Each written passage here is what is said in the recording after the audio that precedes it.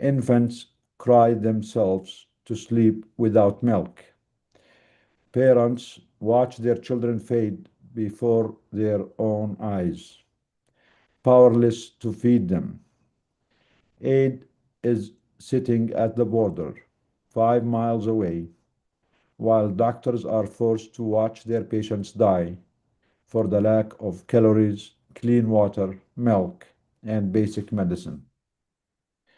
And yet, the global medical community is largely silent.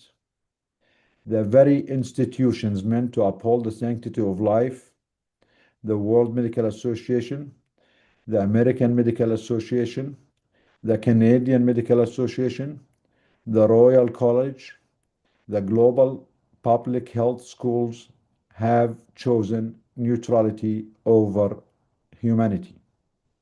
That silence is not passive, it is deadly. Silence in the face of genocide is complicity. It makes murder normal. It makes starvation acceptable. It makes the unspeakable sustainable. And yet, the United States of America, the so-called leader of the free world, instead of intervening to stop this genocide and to end the starvation, and from all what we saw in the last few weeks, we know they have the power to do so. Instead of this, they chose to join Israel in its war of aggression against the country of Iran that was negotiating with them peacefully. They, the United States of America, and the crime called Israel are the ones who chose aggression and war and genocide over diplomacy, negotiations, and peace. As healthcare workers, we are not here to count bodies. We are here to stop the dying. Our oath was not to stay neutral.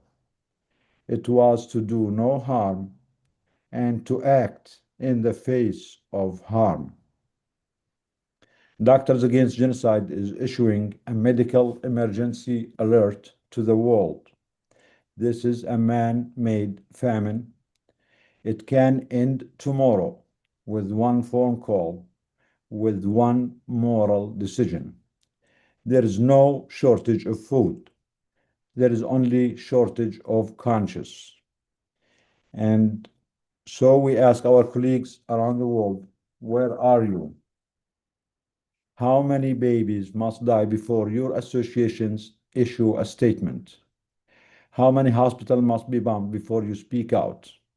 How many calories be denied before you call it what it is, a genocide? Let history remember that we spoke when others were silent, that we acted when others turned away, that we chose humanity over neutrality, life over politics, and truth over fear. Thank you for being here, and let's begin with our colleagues who are joining us from Gaza to share with us their lived experience and live eyewitness testimony of the situation in Gaza. We have few of our colleagues and guests from Gaza who are going to be speaking to us to share the situation, especially with the starvation and the ongoing genocide in Gaza. We are going to start with Dr. Abdul Wahab. Doctor, are you there? Can you turn on your camera, or how's your connection?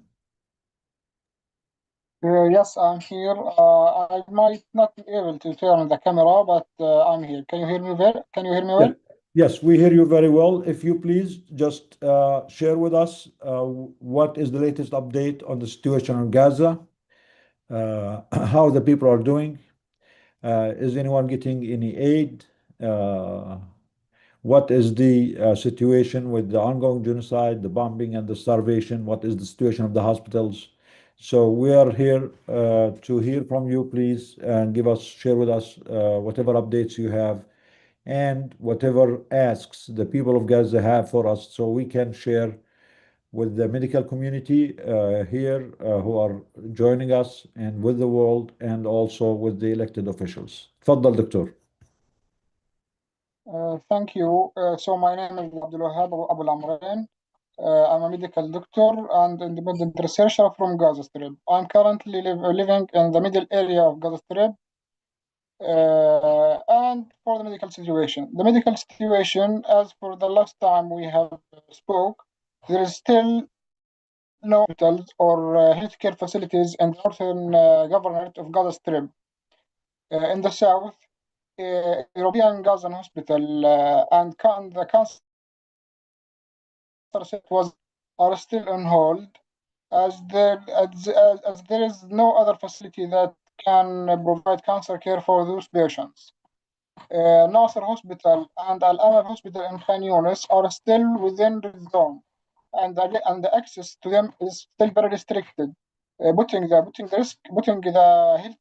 health services and health situation for the displaced people there in Gaza and Al Mawasi area, the area that is so called a humanitarian zone by the IDF, at a greater risk without timely and accessible medical services.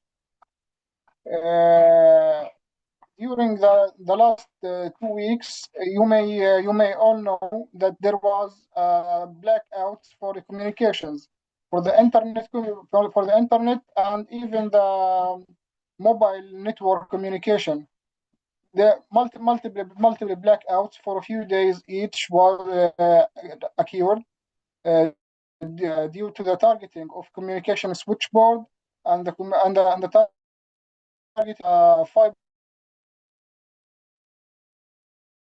that provide Gaza with the internet and the network and the mobile network. So it has this has occurred a year before in the beginning of 2024, but here it is again occurred multiple times in a very short time. For the HF centers and its services and the aid distribution around the centers, there has been reportedly many injuries and casualties on the past few days, and as usual as it begins, but which is not something that we are proud of. So the normal this kind of violence against the people that are seeking aid is normalizing the daily casualties of death and injuries from civilians who are trying to access their food aid. Those injuries and casualties are overwhelming hospitals in Gaza, the available hospitals in the southern part of Gaza Strip. Most of the hospitals and also the field hospitals are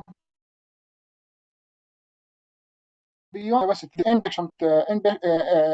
Patients within the facility. Al-Aqsa Hospital Can you is say it again, Dr. approximately. Abdul Wahab? Can you say it again? What about the field hospitals? There was a breakup. We did not hear you.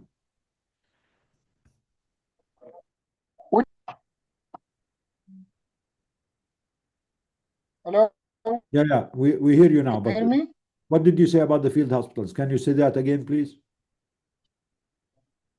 Each of the governmental hospitals, public hospitals, and also the field hospitals are beyond their capacity, beyond their full capacity. Al-Aqsa Hospital, where I went to go to work there, is currently above 200% of its initial capacity before the war. The MSF Al-Zawaida Hospital, which is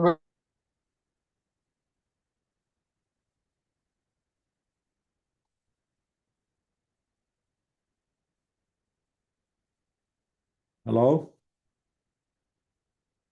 Dr. Abdul Wahab? Do you hear us? Ez, are you there, Ez? Yes, I'm here. Okay, Assalamu alaikum. so let's go with Lulu, a medical student from Gaza who's forcibly displaced from the north of Gaza. I think you're currently at the Shifa Hospital, Ez? Yeah, Yeah, please exofet. share the situation from where you are, and we can go back to Dr. Abdul Wahab, hopefully once he fixes his connection. So, Ez, thank you for joining us. Thank you for being here. And I know last time you could not make it, you had an emergency. But we are here to listen to your updates, what's going on in Gaza, especially now that you're at Shifa. Please share with us what you have and what message do you have for the medical community and for the world in general. Assalamu alaikum. Thank you very much. Hello, everyone, and thank you for giving me space today to speak again. I'm Azedin Lulo, a sixth year medical student from Gaza City. I speak to you actually not just as a medical student, but as someone living this reality inside Gaza. Right now, the healthcare system in Gaza is not just under pressure, it's collapsing. We are not days away from catastrophe, we are in it. Fuel has not entered Gaza for more than 100 days. No fuel means no imbalances, no surgeries, no incubators. Uh, Attempts to recover emergency fuel from evacuated areas have been denied. So our hospitals are suffocating, and so are our patients also. Now, only 17 of Gaza's 36 hospitals remain even partially functional, and even those, they are running on fumes. Together, all these hospitals, they have only 1,500 beds, so that's 45% fewer than what we had before this war. Hospital now are overwhelmed. They face mass casualty events almost daily. Essential medical supplies are nearly gone. Electricity is intermittent, if not entirely absent. And doctors, nurses, many of them have fainted during shifts from exhaustion, hunger, and dehydration. We try to keep going because if we stop, people die. And now between join 11th and join 20 alone, Gaza Ministry of Health reported 531 people killed and over 2,400 injured. But since October 2023, over 55,000 Palestinians have been killed and more than 129,000 have been injured. And also, there is a lot of families, there is a lot of thousands families under the rubble, like my family. So these are not numbers, they are human beings, mothers, fathers, students, children, and the dying doesn't stop at the hospital door. It happens in the bread lines, the dust under the sun. On June 17th, 59 people were killed while trying to collect food. Since the beginning of June, nearly 400 people have died and over three injured have been people have been injured at aid distribution points. The Israeli military says it's crowd control, but the reality and the people in those crowds, they are unarmed, just hungry and very exhausted. And every week, more are chilled or trampled as they reach for food. Let me paint the full picture for you. Uh, Food trucks, maybe 50 at a time, make it through. But by the time they arrive, hungry crowds rush the vehicles, unloading everything before it can be stored. Why? Because the shelves are empty, because the markets are bare, because the world moves slowly and hunger does not. Israel prohibits humanitarian partners from distributing food parcels freely within Gaza. Every aid that arrives is delayed, restricted, and yes, it's working because now hunger is a weapon, just like a missiles. Only now, four centers in Gaza can now treat children with acute malnutrition. 4 centers for 2 million people. Most children and pregnant or breastfeeding women must rely on outpatient care. That means walking a long distances every week to get monitored. But even that has become nearly impossible. Why?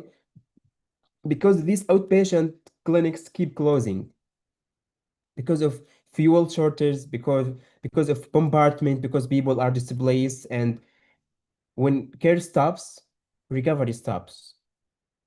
Now, actually, there are 67 health facilities in Gaza, including 17 hospitals, 7 field hospitals, and 43 clinics are at imminent risk of shutting down entirely. That would mean immediate death for patients in the ICU, neonatal wards, and dialysis units. And if that were not enough, Gaza water system are collapsing also. Just 40% of drinking water infrastructure is still functioning. UNICEF warned this week children will begin to die of thirst. Let me say that again, children will begin to die of thirst. Actually, I want to I want to pause here and instead of more numbers, I want to tell you what this looks like on the ground. One of the story a few days ago, uh, a father came to emergency room with a severe injury in his hand. His fingers were nearly amputated.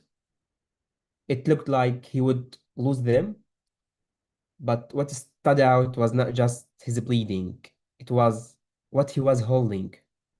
He was still tightly clutching a sack of flour. I asked him, يعني, why would you risk your life like this?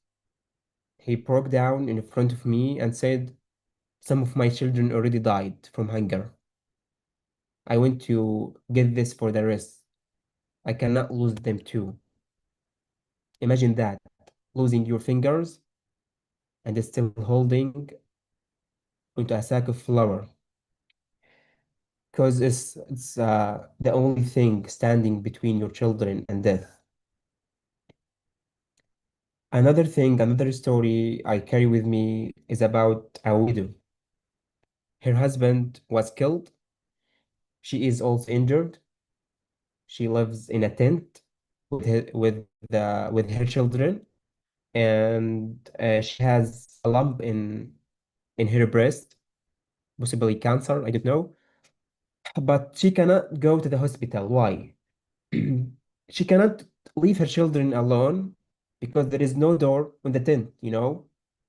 Even if she goes, there might not be supplies to examine her. Even if diagnoses her, there is no chemotherapy, no medication. Even if treatment exists, she has no money to pay.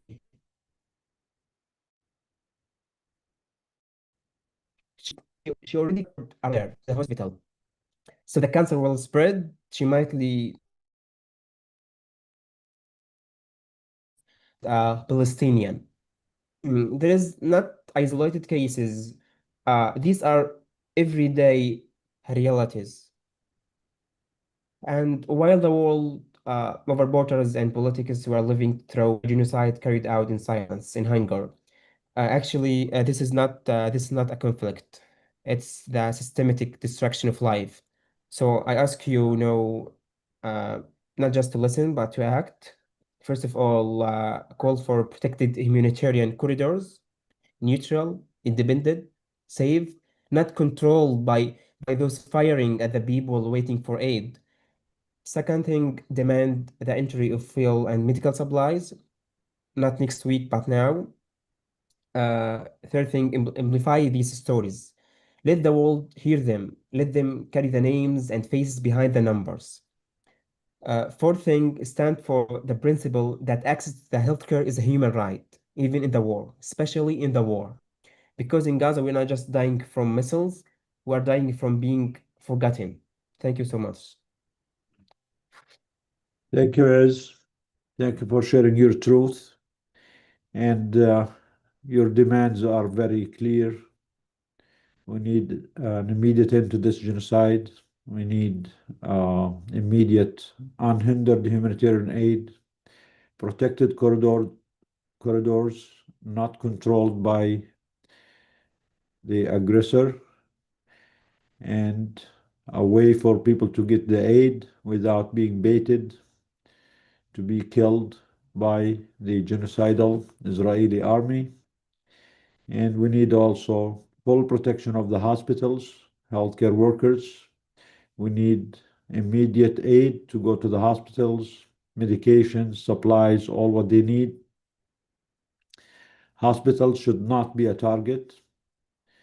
We have been saying this for 2 years, but the World Medical Association only mentioned that last week when one Israeli hospital got hit by mistake. But as we know, every hospital in Gaza has been hit, has been bombed many times. More than 1,500 doctors and healthcare workers have been killed, and paramedics. We know all Gaza hospitals are short-staffed.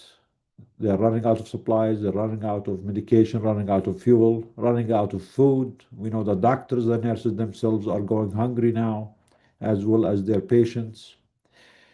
So we'll try to go back for more question to you, Ez, but I want to move to talk to Mr. Muhammad Al-Azami. He's a teacher from the north of Gaza who also was forcibly displaced multiple times over the course of the past 20 months. At one point, he was in a school in Jabalia camp, and he tried to start few classes in that school that was full of displaced people. And as soon as he started, they were all expelled from their school, from their town. And he has been, as many people in Gaza, on a journey of serial displacement, trying to find a safe place for him, for his family, for the children. And as we know, there is no safe place in Gaza. Muhammad, are you here with us? Muhammad? Mr. Al-Azami, Muhammad, are you there? Can you hear us? Yes. Can you Yes. hear me? Yes, we hear you, Muhammad. So thank you for joining us. We know the connection is not great in Gaza, and it's weak. And but thank you for trying. Thank you for being with us. Tell us, Muhammad, what's happening with you, with your family, with the people where you're staying now in Gaza. Please, if you have any updates, if you have any asks for us, anything we can do, anything you want to share with the medical community and with the world. تفضل. Hello, I am Muhammad Al-Azami, an English language teacher. I am from Jabalia camp, but I am now placed in West Gaza. I hope my internet helps me to convey what I would like to say, because we are having very terrible connection these days. Regarding aid, recently aid started to get into North Gaza, but this is not make the situation better. On the verse contrary, يعني, on the opposite, it's making the situation much worse. People go to get aid, but when they go to get aid, they come back dead. The Israeli army are killing people who go get aid, because the Israeli army force the trucks that bring it to stop near the Israeli borders. And when the trucks are stopped, people are starving. People want to get flour, want to get it, so people are forced to go to the near the Israeli borders. And when people are there, the Israeli tanks shoot and bomb people. Most of the killed people now are the ones who go to get aid. They are civilians, they are hungry people, want to get food for their kids, their babies. we are having much more terrible situation. People are killed because they are hungry. They want to get food. I don't know why Israel are shooting these people, these civilian people. They are not making any threat, any risk for the Israeli soldiers. I think there is only one reason that they like shooting Gaza. They want to see us killed. Unfortunately, the price of the food is incredibly high. People are starving because they cannot buy food. Food is not available, and when it is available, it's extremely high. Can you imagine that the kilo of sugar is more than 100 US dollar? The kilo of flour is sometimes 100 or 70 US dollar.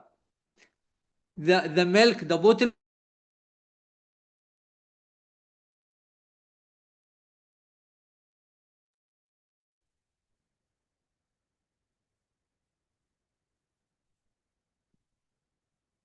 Muhammad, are you with us? Hello? I think we lost Muhammad. Let me see. I think he's trying to come back. Do you hear us, Muhammad? You got disconnected for a minute. Do you hear us? Hello? Muhammad, are you still there? Hello? I am sorry. I got disconnected. I don't know why it comes out and in, logs out and in. Can Yeah. you hear me now? Yes, we hear you now. Yeah, go ahead, Muhammad. The last thing we heard from you is that 1 kilogram of sugar costs about $100 US dollars. You can speak. I'm sorry, I can't hear you well. سامعينك احنا I هلا. was تفضل. talking about the price of food and vegetables. Can you hear me? يس سامعينك. تفضل يا محمد احكي.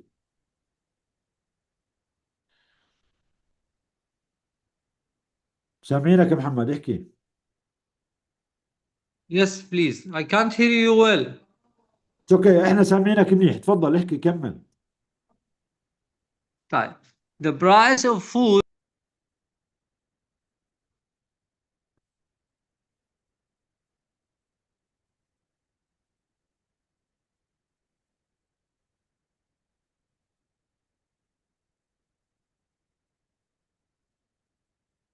Hello.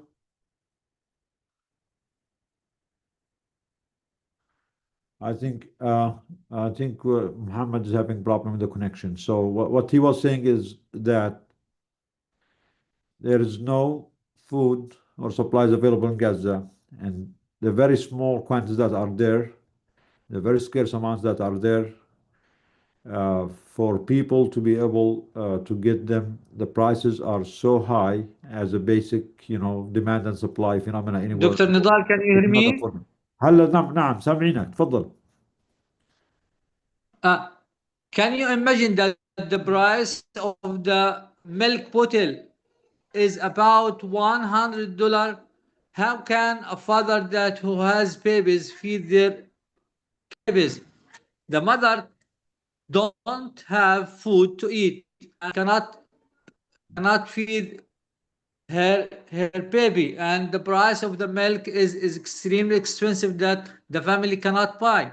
How can they feed their babies? The pampers price is extremely expensive. We have very serious problems regarding food and regarding clean drinking water. People are attacking drinking water and force drinking water trucks to stop and get water by force because they don't have clean drinking water. Regarding aid, I remember something. My son, Dr. Ahmed, works in Shifa Hospital. 5 days ago, when people went to get aid from scheme, he was working at that night. When he came back very tired. I asked him, what's the problem? He told me that more than 600 people were injured in one night. 600 people were badly, severely injured in one night in one place, the Kim area, and 20 people were killed just in one area in North Gaza. And those This are is people who were incredible. going there, the people going there to get some food because they are starved. They want to feed themselves and their families. Yes, I don't blame these people because I myself and I took my children went to get aid from trucks because we don't have floor. And the price of floor is extremely expensive. I cannot get it, I cannot buy it. So I am against this idea of going and taking the aid from trucks, but I was forced to do this. I couldn't do this because there were many people, and you have to be strong enough to get aid from the trucks. It's extremely dangerous. You may be killed by trucks. You may be killed under the wheels of the trucks. You may be shot by Israeli tanks. But although it's extremely dangerous, people go. And I myself went. Although I don't believe this is right, this is good, bad. We should allow trucks to get enter. But I think Israel wants this. Israel wants people. Israel doesn't want aid to get into Gaza and distribute it fairly to all people. Israel doesn't want normal life in Gaza. Israel intends to make disorder and troubles for people of Gaza. We believe that UNRWA and WFP are the best organizations that who can distribute food, not the new American organization that who has other. Let What me to happened when you went and tried to get food? What happened? Were you able to get any food? No, I couldn't get because there were many thousand and thousand and thousand of people go. And to be frank, people were very harsh. And when I went, I saw many people injured on the street and no one cares because people are starving. When someone falls, they don't care. Yes. So the Last 2 days ago, yes. تفضل محمد.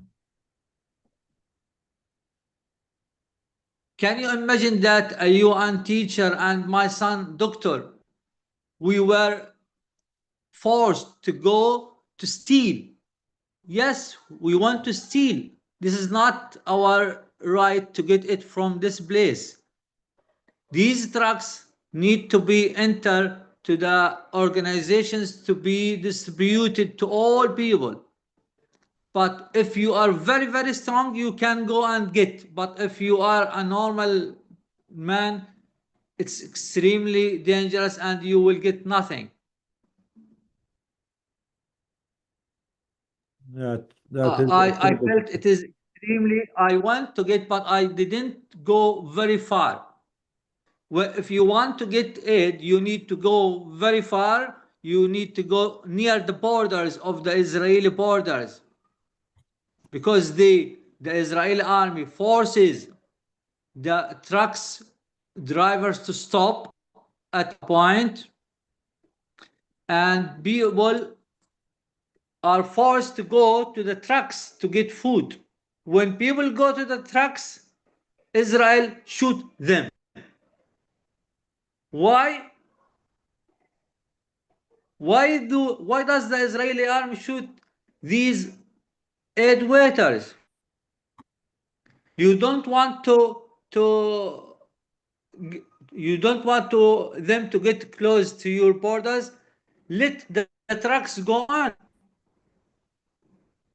There are people here who want to protect and let the trucks go on, but Israel doesn't want people to protect the aid. It wants aid to be stolen and not distributed fairly.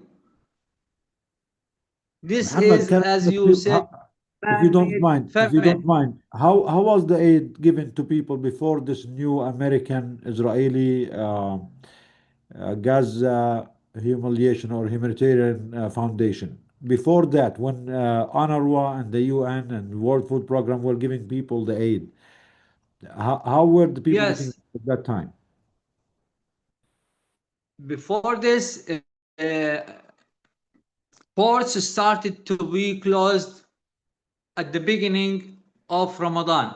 Before Ramadan, we were having very good circumstances. Aid were entered and stored in UN and WFP or World Kitchen stores, and then it is distributed to families according to the number of members. It starts from families that have 11 members. Then after finishing 11 members families, 10 members families, 9 members families, 7, and so on. So all people get aid, used to get aid, and there was no problem with food. But the problem started when Israel closed the borders and stopped aid to enter, uh, pretending that some of the aid goes to Hamas. This is not true. All aid goes to UN, WFP, and distributed by UN. But Israel doesn't want UN to work because it is an international neutral organization.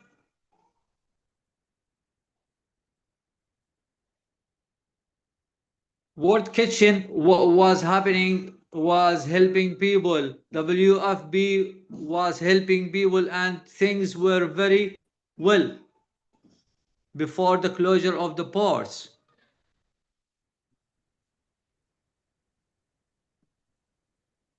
Okay, Muhammad. Thank you, Muhammad, for sharing your take on the situation. Excuse me, just one last point تفضل تفضل, yeah. I thought you were, regarding our yeah, go ahead. educational نبقى هنا initiative. I'd like to say that our people are educated people. We love education. We are peacemakers. We are makers of peace, justice. Our students are very brilliant and smart. Whatever hard our circumstances are, we will go on with education. Alhamdulillah, we could start our initiative again, and inshallah, we will keep moving, although we have very hard circumstances. I'd like here to thank Doctors Against Genocide for helping us with this important initiative. Thanks so much for your wonderful support for our kids, our students, our pupils, our people in this very terrible time. Our people will not break. We are the owners of this land. We will not move. We will stay here. We will build here, inshallah. Thank you. Thank you, Muhammad. Yes, Muhammad is the director of the initiative نبقى هنا, which means we will remain despite all the difficulties. And he started it in the north of Gaza in Jabalia, and he unfortunately was forcibly displaced and expelled. Now he is in the area west of Gaza, and he is working on starting it again. He did have an activity 2 days ago with the children who are displaced there. Thank you for your strength, for your resilience, for your clarity, and for your insisting on your rights, Muhammad. as owners of the land, and as people who Thank you. Welcome. refuse the injustice that's been inflicted on the Palestinian people, the people in Gaza, unjustly by the forces of evil in the United States and in Israel. It seems that the Western world is justifying every crime under the sun only to maintain this illegal crime called Israel.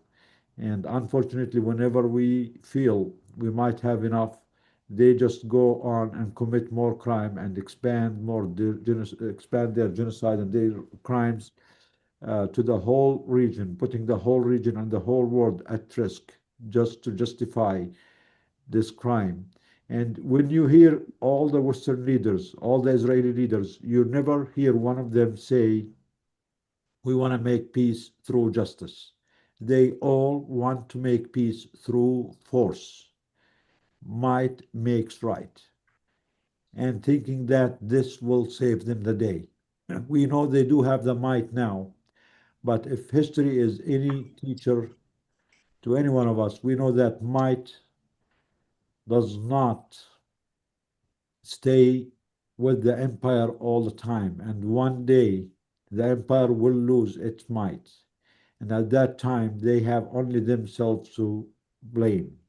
We, the people of conscience here and all over the world, the healthcare community, the people of conscience in the healthcare community say that peace should be made through justice, all kinds of justice, restorative justice, reparative justice, transitional justice. But the only way for any peace in the world to last and to be sustainable, it has to come through justice, not through might, which the Americans and Israelis are bragging about it now. But they should learn from history. Their might will not last. And one day, they will all be held accountable, them and their people. They are not doing themselves, their countries, their people any favor by insisting on using the only wrong way to fix whatever is wrong with this world, which is to use force. There are ways to make peace. There are ways for all people in the world to live in peace and to have enough, which is through justice for all of us. That's why we are all here, because we claim our right to have a better world and a better future. Now we are joined with our brother, Mr. Mohammed Sakir. He's the director of nursing at Al Nasser Medical Complex. I know you are busy, and I know you were treating patients in the emergency room when we started our webinar. We know how hard is it there. Thank you, Brother Muhammad, for making every effort to join us. We saw some videos of you in the last week about the situation and the load of the injured cases at the Nasser Hospital. This is one of the only remaining major hospitals in Gaza that is functioning. And despite all the restrictions, despite the hospitals running out of supplies and everything, we know that it is receiving more and more and an overwhelming number of victims and injured people. So we want to hear from you. How are you doing? What is going on now? What's the update? How are you able to handle and cope with all these high numbers of victims and injuries despite lacking most necessities? What you are doing is something that major medical, complexes, major medical institutions in the West cannot cope with a fraction of what you're able to do. So, Ustad Muhammad, ahla wa sahla. أهلا Shukran. وسهلا. Please share with us what is happening, what is going on at Al Nasr Medical Complex. السلام عليكم ورحمة الله وبركاته. Alaikum salam. Before telling you about the current situation inside Nasser Medical Complex, I'd like to extend some important issues before discussing or representing the hard current health situation inside the hospital. First of all, let me say that when the Israeli leader, I think his name is Gallant, once said since the beginning of this aggressive war, he said that we will treat and deal with Palestinians as animals. Let me say that yes, he could succeed in this statement, and really, the current situation or the situation inside Gaza Strip seems like that we are lacking everything, which explains that he has succeeded in turning the citizens here into animals. Let me explain how he could succeed in this. When you don't find food, when you don't find the bread, when you don't have an access for any simple human rights like clothes, like access to toilet or a restroom, access to simple human rights, this means that they are turning you into animal. Brother, let me say that we have lacked even clothes for the 1 year. You can't find any clothes to wear. So sometimes you have to walk shoeless with shoes. You walk with this has happened many times. And for me, yes, as a nursing director, I had to walk sometimes without shoes.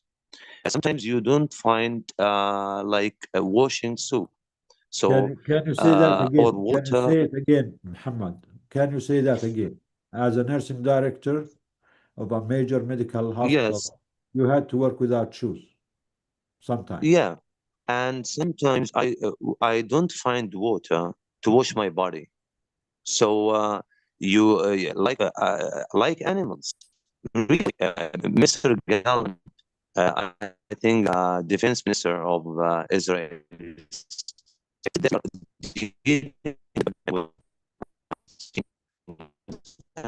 Can you try to I don't fix the find connection? water. Muhammad, the connection is a little bit off. It's kind of I think the internet speed is not good in here. it's good now. Yes. I'm sorry. I are you hearing? Hello, hello. Yes, yes, I hear you now. Fadal. Yes. So you don't find clothes to buy. So the Israeli occupation army has blocked clothes to enter Gaza. So it's hard to find some clothes to wear. Sometimes you don't find water to wash your body. So the bad sweet odor controls or takes over inside the hospital. Sometimes you don't find even potable water to drink, and run here and here to find some water to drink and get some water for your colleagues here inside the article. Something that need hours and hours to talk about, but the sentence or the statement that Gallant, the defense minister, has said is really right. He could turn us into animals. You don't find food. You don't find water. Can I just fix this context, please, Muhammad, if you don't mind? So, Israel is imposing inhumane conditions on the people of Gaza and making the life very miserable for them, not able to find food or water Animals' or life, yeah. clothes. The animals are the ones Yes, who are exercising, who are imposing these conditions and committing these crimes, not the people of Gaza. Gallant Israel, the Israelis are the animals, not the people of Gaza. The people of Gaza are just under inhumane condition imposed on them by Israel, by the West. So please, just to put this in the right context, Gallant, Netanyahu, the yes, Israeli but government the Israeli state, the Israeli people, the American people, the US government are the ones who are animals for committing such crimes, not the people of Gaza. The people of Gaza are just enduring this unimaginable horror that is deliberately inflicted on them. They are not animals. The animals are the ones who are committing these crimes. They are not even animals. Actually, animals do not commit these crimes. They are worse than animals because we know that animals only fight for survival or for food, but they will not transgress beyond that. So what they're doing is genocidal. It's not just animals. They're worse than animals. And animals usually once they are, once they are not hungry, they do not attack others. These people are attacking others. Brother, These human conditions on the people of Gaza. تفضل أستاذ محمد. yeah, yes, I agree with you. But maybe I'm talking about the life itself here. It's keep the like, phone a you little know, bit. and the خلي life. التليفون شوي محمد، خلي التليفون شوي بعيد عنك بيكون صوت اوضح لما يكون شوي بعيد عنك لو سمحت. هيك منيح، هيك هيك منيح. منيح، لما يكون بعيد التليفون صوتك اوضح بكثير. يا تمام. To describe the situation more accurately. In 1996, I had been in the States, in the United States of America. I had visited Washington. There I could visit the Holocaust Museum in Washington in 1996. Yes, you hear me? بس سامعينك تفضل. نعم. Yeah. You visited the Holocaust Museum in When 1996. Yeah, Holocaust Museum. Yeah, when I saw the scenes of American torture, I was really sad at what I had seen there. So I felt that those people were suffering between the hands of Nazis. But I couldn't imagine that this will happen here by the hand of the Israelis themselves. The situation here, or the crimes that Israeli occupation army is committing against civilians here, is much worse than the campfires itself. At least in campfires, you get the life in just a few seconds. But here, you're starving people, you are torturing people, you are deprive people from everything, and at last you kill them hungry. So I think what is happening here inside Gaza Strip is much worse than the Holocaust itself. As I told you, I prefer to be killed at once and not to be dealt like this way. Brother, uh, my kids don't find food. I myself don't find food even at the hospital here. I don't find potable water. I don't find like nailer. I don't find anything. So I'm under attack in within the 24 hours. So kill me, do my affairs, kill me at once. Is much better than torturing me like this way. And at last, they kill us. After this horrible torturing, they kill us at last. So let me say that Israel could assassinate a humanity inside Gaza. It could successfully assassinate a humanity inside Gaza Strip. And I think the history books will say a lot about this. The history will curse everyone keeping silent at what is happening here inside Gaza. Okay. Is my voice clear? Yes, as again, بس الله يخليك خلي التليفون بعيد عنك يكون اوضح هيك. Now if you can speak about the situation in the hospital, and thank you for your powerful Yes. thank you for your powerful testimony. I didn't know that you lived and visited the US before. But Yes. Okay. تفضل. For the current situation inside Nasser Medical Complex, first of all, we are working 24 hours without meals. We don't have a break. Imagine the whole staff be per shift, don't have at least one loaf of bread. Sometimes we don't have at least rice. So we are starving all the time. We try to get some humane food. We don't have something outside the hospital to buy because the goods and the food is not allowed to enter Gaza.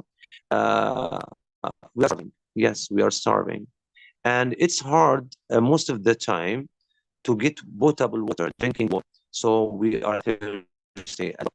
Imagine we are in a health institution according to the international community laws and regulations. We should be treated well, and we should be excluded from any rights. But unfortunately, we are like the Palestinian citizens right from everything. Imagine sometimes after working 15 hours continuously, I would wash my hands. I don't find hand washing soap or soup to clean my body. So most of the time we have better because the Israeli side doesn't allow soups and washing soups to enter Gaza. Okay, the second thing I'm talking about the stuff. No, last year, the Israeli soldiers invaded Nasser Medical Complex. They killed our colleague Yahya Balusha. They killed him in the pediatric department. They shot him in the head, and they entered the operation theater. They shot another colleague in chest, and they kidnapped our paramedic colleague. His name is Hamdan Naba. They killed him in the prison. Sometimes you can't imagine, my brother. We don't, as medical staff, we don't have any right or any guarantee to have our life safe or protected. The Israelis are attacking every Palestinian citizens. They are attacking the human. They are attacking trees. They are attacking buildings. They are attacking universities. And 90% of our universities are demolished. 90% of our schools are demolished. Our infrastructure is totally destroyed. They could assassinate, and they could end anything that makes the citizens alive or survive here.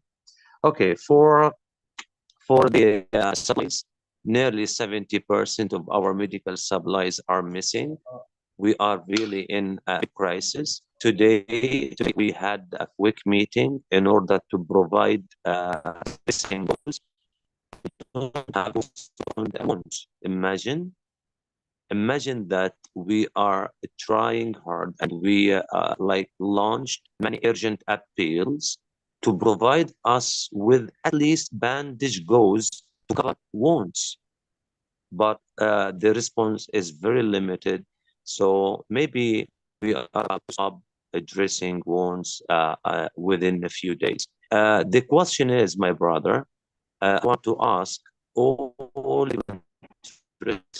what is the potential danger that medical may harm or may harm the security of Israel? Why do they prevent medical staff from entering Gaza? We are working in a very humanitarian job. We are saving lives. So why do they prevent 70% of our medical supplies needs to Gaza? The situation is complicated. For the seating capacity inside the complex, the usual and ordinary seating capacity is 350 beds. Now we are about to reach 700 beds. We put patients on the ground. We don't have enough beds. So patients in a humane way on the ground. we in this inside the complex, the ordinary ICU beds is 12. Now we have reached up to 50 ICU beds because most of the injuries reached Nasser Hospital is wounds in the head and in the chest. The Israeli army target the population and the citizens in the upper parts of their body, in the chest and the head particularly. We are trying to work hard and hard to save lives, but the situation here is very complicated. Imagine 1 week ago, do you hear me? It's okay. Yeah, we hear you. It's okay. It's on and off, but it's okay. سامعينك. بس خلي التليفون شوي بعيد عنك. Yes. Yes. 1 week ago, we received the 300 casualties within just half an hour.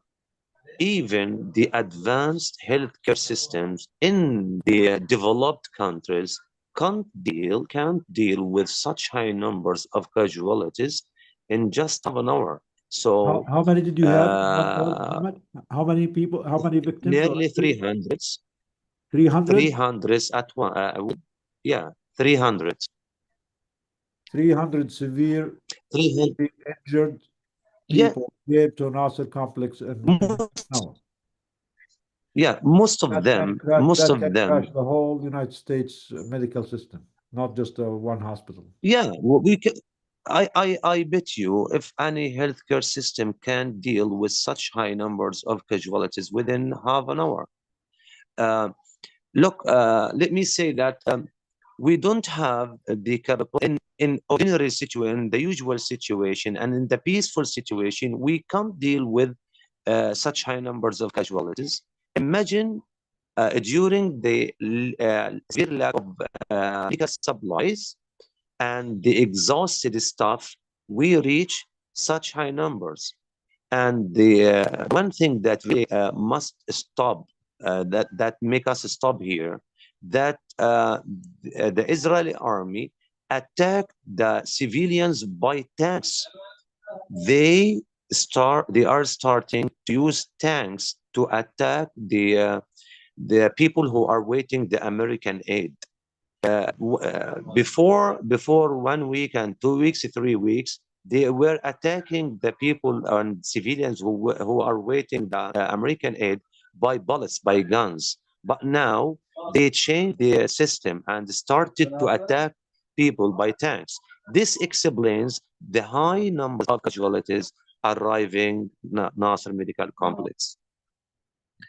There are a lot to say, really. We put patients in balconies. We have evacuated the archive department and put nearly 50 patients inside. But every time we try to make extension of the departments in order to receive the patients, the extension is quickly filled with patients because the Israeli army is targeting very high numbers of people here. They don't have red lines or respect the civilians' rights. Let me tell you about something that really may harm. 1 week ago, when we received the 300 casualties, the emergency department was full of patients on the ground, and we had put patients on extensions, but we couldn't receive more patients. We don't have enough ambulances, so we put patients on vans or fans like trucks, big trucks. This is inhumane, and transfer those patients or those injured people to other hospital fields. Imagine that if you want to transfer a patient, you put him on ambulance and transfer him to another hospital. But we don't have enough ambulances due to high numbers of casualties. So we brought a truck and put nearly 20 patients 1 over 1 and send them to hospital fields. How many? Don't How say many? that How this many? is How many yes. patients did you put in that truck? We put in the trucks nearly 20 patients. They were over each other because there was no space in the truck. You imagine a truck, it's not ambulance. You don't have oxygen in the truck. They put animals on this truck and like animals. This truck is used to move animals like cows. So we started to use these trucks and put patients on this truck to send them to other hospital fields. And Don't you're say talking that about this is severely a injured. human.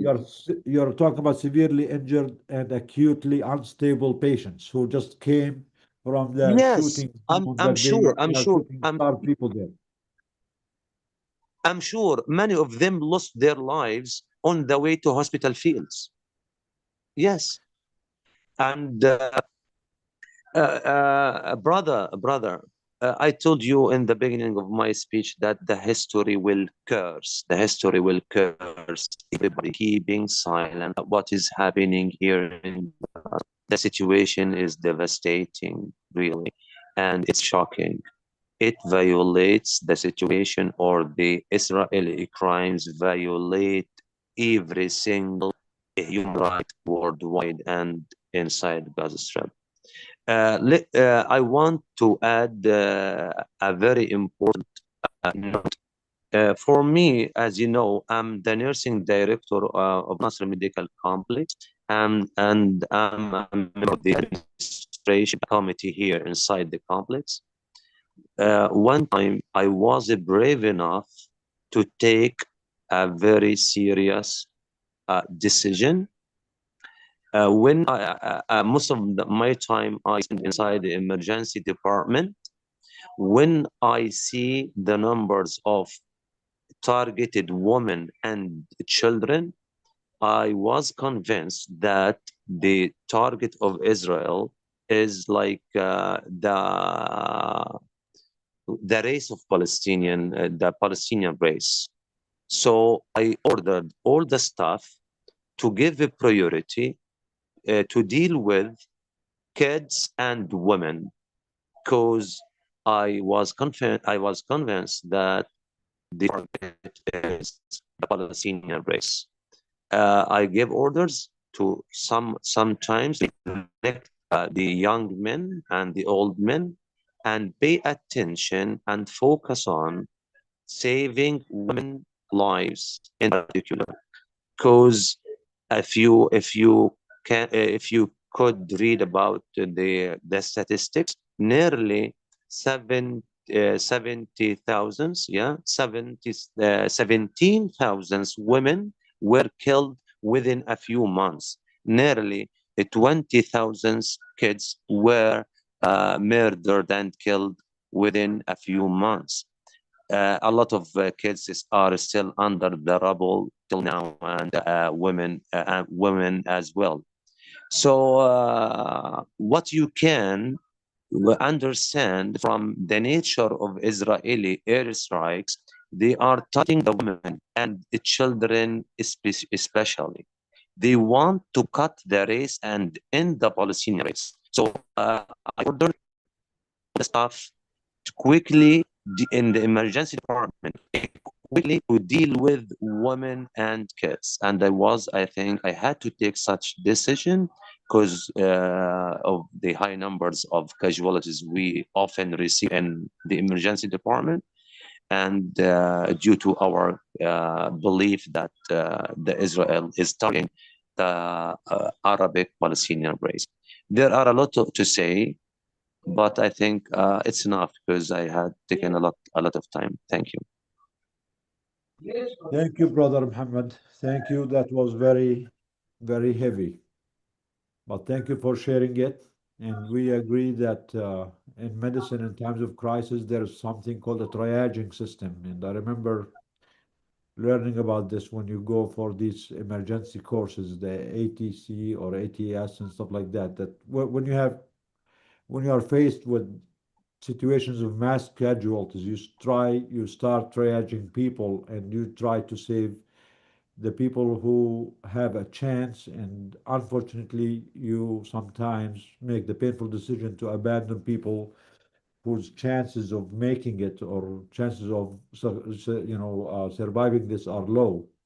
And that's one, it seems, one of the things that Brother Muhammad and his team have been faced with in Gaza for the last 20 months, sometimes because they notice there is an intentional and deliberate attack on children and women, because they notice that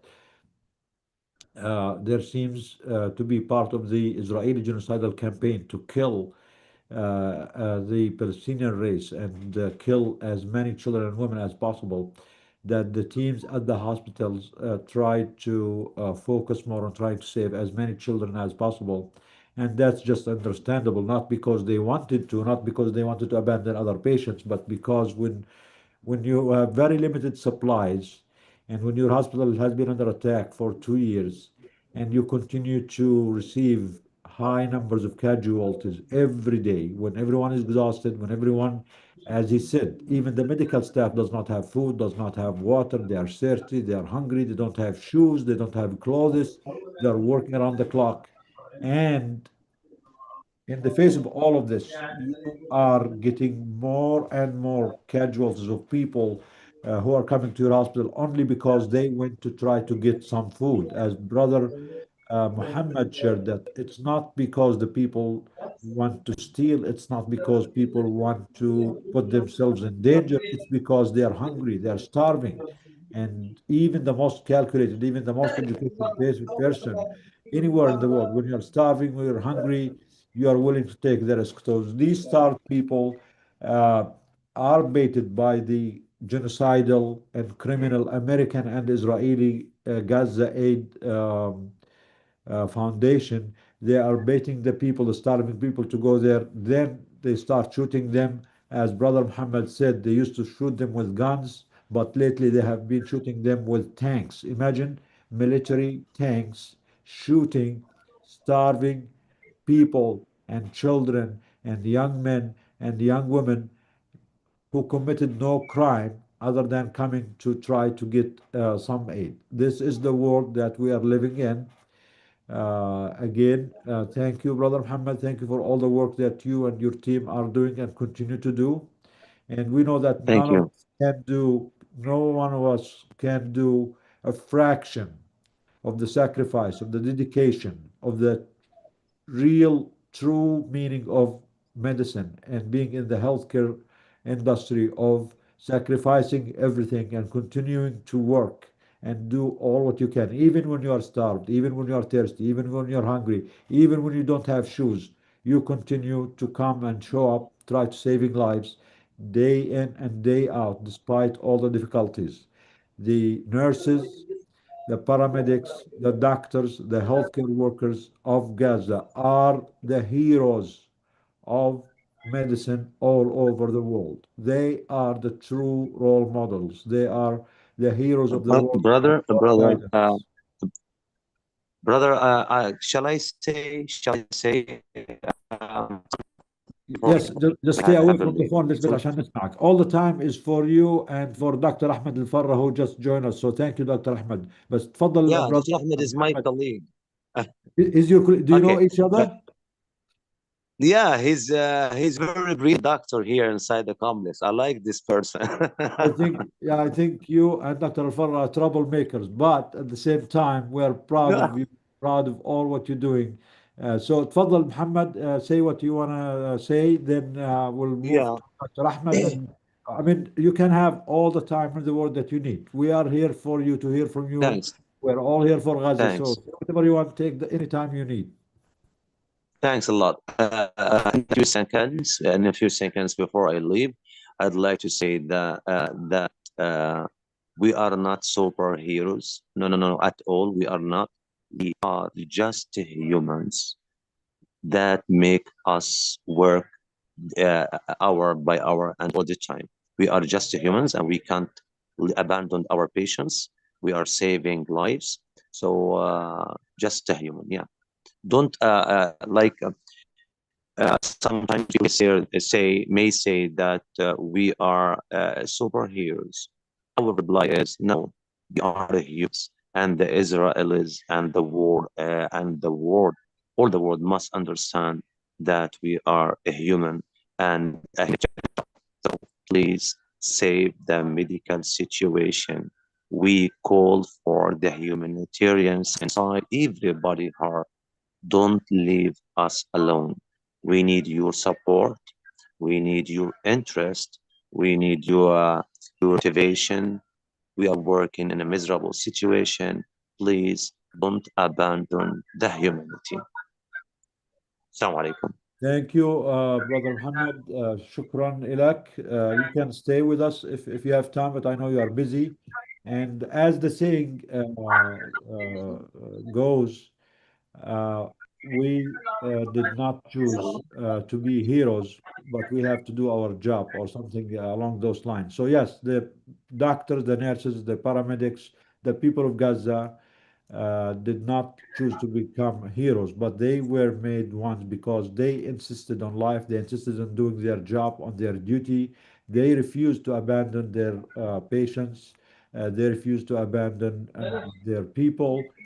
So you are heroes. We know you are not superhuman being. We know you are normal people like all of us, and you deserve to live like any one of us, even better. But when we contrast what you, Muhammad, and your colleagues are doing, and insisting on doing everything you can despite all these difficulties, we contrast this with the silence and the complicity of the global medical community, the World Medical Association, the American Medical Association, the Canadian, the British, the hospitals, the institutions in the world who are silent on these crimes, let alone trying to do anything to try to help you, to help your colleagues, to help the hospitals there. So when we compare this, yes, you are more than heroes. And those are the ones who failed and betrayed the oath of medicine, the oath of humanity, the oath of saving lives. But we get your points. And yes, this is a call for the medical community, for all the people in the world to do more and to do that immediately and urgently because the people in Gaza, the healthcare workers in Gaza, the doctors, the paramedics cannot take it any longer. They have been going through this for 21 months. And there is only so much we or anyone in the world should expect out of them. They already beyond exhaustion. They're already beyond the point of break. And we really need to do more to help them before it's too late. So now we're joined with Dr. Ahmed Al Farra. Thank you, Dr. Ahmed. Thank you for joining us. And again, we know you're busy. أهلا وسهلا. تفضل دكتور أحمد. Give us the updates on what's happening, especially with the children in Gaza, the children department that you're working at. And we know we had so many pleas from you about the baby formula, about, the lack of supplies, the lack of milk for the babies, for the neonates, for the patients at the hospital. And you shared with us many pictures. I'll have Ribhi, whenever you get a chance, please, if you can share the pictures that Dr. Ahmed Al Farra shared with us about starving children and babies that he has there at the hospital, at his unit now, but they have no food or formula to provide for them. تفضل Dr. Ahmed.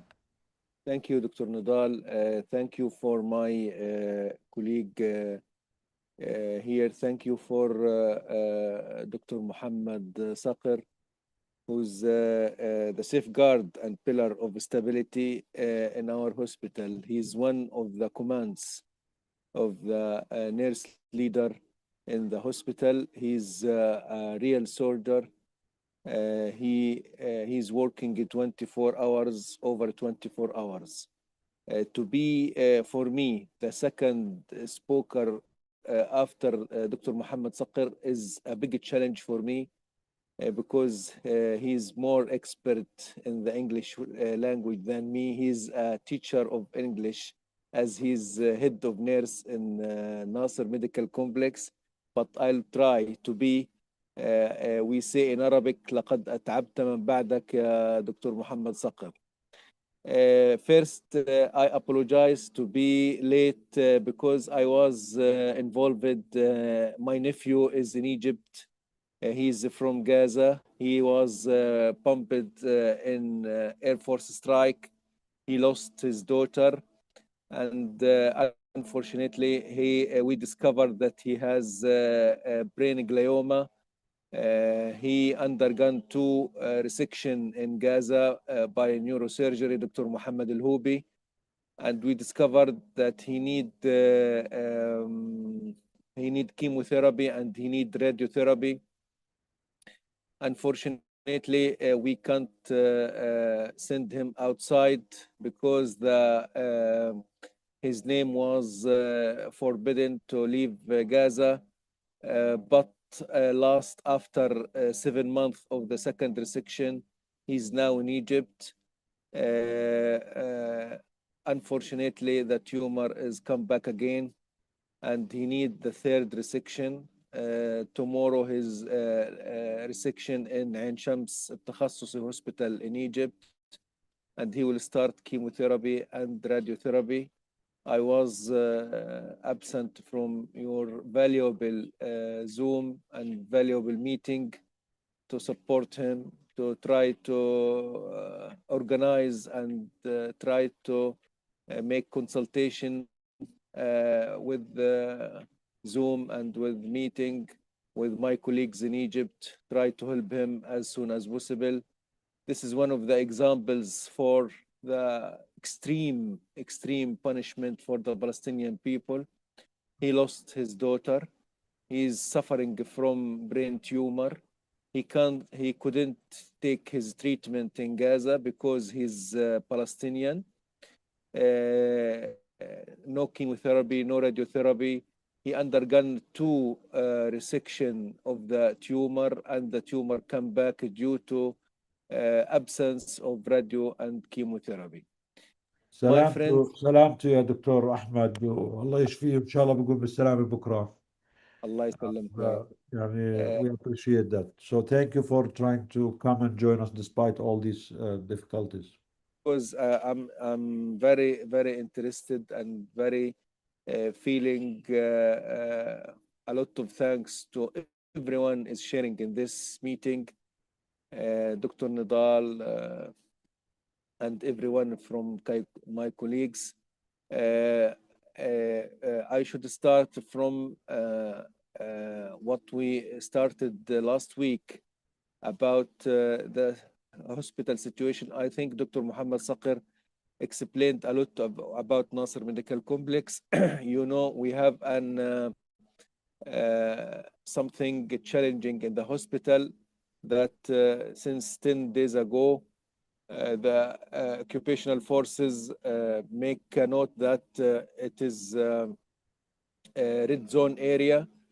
There were a lot of confusion. Dr. Nidal tried to contact with me.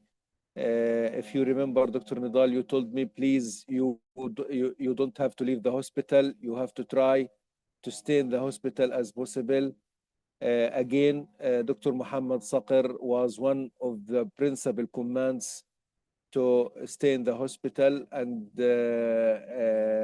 he support everyone to stay. And alhamdulillah, thank God that we convince everyone to stay in the hospital. And this was a big challenge for the hospital to not evacuated and to still working. Since that, 2 days, Thursday, Friday, there is less of a crowdness in the hospital, but on Saturday, again, the hospital come back to the usual, and more and more receiving the targeted people in the GHF. It's not Gaza humanitarian aid. It is not. It is genocide distribution aid. We will shift the G of Gaza to G of genocide to be the name exactly of that trapping for people we received nearly 51 people in the Tahliya Square. They were all of them martyrs, and we have nearly 200 people injured. 25 of them need, as soon as possible, places in the ICUs. The places which were found in the ICU in the hospital, just 5 places. 15 cases were waiting to join any place of ICU or intensive care unit. This is unbelievable. The ground of the reception room was full of blood. You can't see the color of the floor of the reception room from the blood. This is one of the worst day I have ever seen in my life, and even in this war. This is in the last genocide, or the last mass casualty in Tahliya Square, where they waiting for distribution of food and the flour and corn flour in Tahliya Square. Again, the second thing which is we've started the campaign for milk and shortage of milk. As everyone from my colleague and my friends knows, that since the aggravation violations of ceasefire of last March, nothing come inside Gaza except medical supplies and milk for either for neonate, either for premature babies, either for normal formula, Formula 1, Formula 2, Formula 3, nothing get inside. In the last 4 months, we try to deal with this situation to try to minimize the consumption of milk. In myself, I'm feeling that we will reach for this point, or for this red flag, or for this critical step. We try to convince and try to alarm the mothers to just exclusive breastfeeding. But unfortunately, these mothers are already hungry. They already exhausted, they already anemic, they already worried, they already depressed. So their amount of breastfeeding were too little amount. Most of them stopped, unfortunately, breastfeeding, and this aggravated the problem until last Thursday. Since 48 hours ago, we get the critical point that I mentioned before. The value and the list of breast milk, of artificial milk, sorry, in the hospital was 0. So we started a campaign. I contact Al Jazeera, I contact Al Arabiya, TRT, CNN. I contact Dr. Nidal, I contact everyone, Ministry of Health, UNICEF, WHO. We try to make attention about that red flag. But there is two problems we were facing exactly. The first one is that the world is busy about the Iranian-Israeli war. The Israeli-Iranian war, because Israel attacks Iran and Iran try to make defense about herself. Second thing, the connection of internet wasn't available most the time of last week. So the campaign was, I think, was facing a lot of problems, a lot of troubles. The situation exactly right now, today, Sunday, In the last 48 hours, a lot of volunteers who want to share, who want to do something good for hospitals and for children. A lot of volunteers from Egypt, from Jordan, they contact friends in Gaza and ask them if they can buy some milk from the markets. But again, the milk was unavailable. What they found 10 cans, just 10 or 11 cans of milk of Formula One and 2 or 3 cans of premature formula and 2 cans of Formula 2, and they bought it by high salary. Nearly the one bottle is nearly costing 150 shekel, nearly $15 for each can. This means that it 50 actually, $50. 50, About yes, 50, sorry. yeah. Yes, $50. That means it equal 3 or 4 multiply the actual price. But they bought it and they told us we tried and we did our best, but this is what were available in the markets. I told them, thank you, we appreciate your effort, we appreciate your best work, but my friend, this is not the final solution. This will solve the problem for another 48 hours or another 72 hours, but this we need the final solution. The final benefit is by putting pressure on the occupational forces to open the borders and to allow the milk to come inside with each derivative of this milk, either Formula 1, Formula 2, Formula 3, premature formula, lactose-free formula, and AR formula, and medium chain and extensive hydrolyzed formula, and medium or half hydrolyzed formula. Nothing changed up till now. We are trying to survive by these neonates and these children on daily basis. Unfortunately, every day we have to check up the amount of milk that was provided to the hospital, and we contact with them while I'm doing this Zoom. I have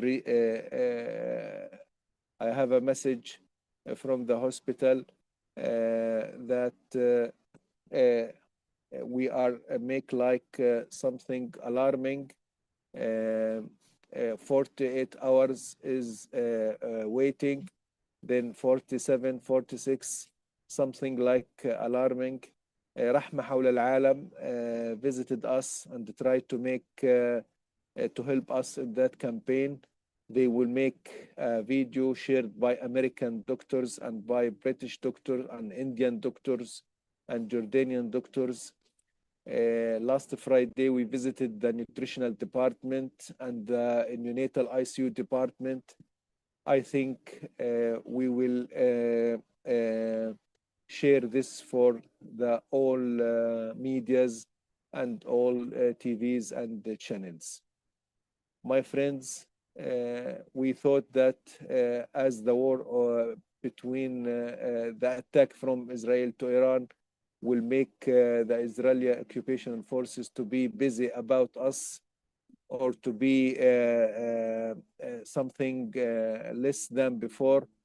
But exactly, I'm on the Zoom and the planes in the sky and the bombing is here and there.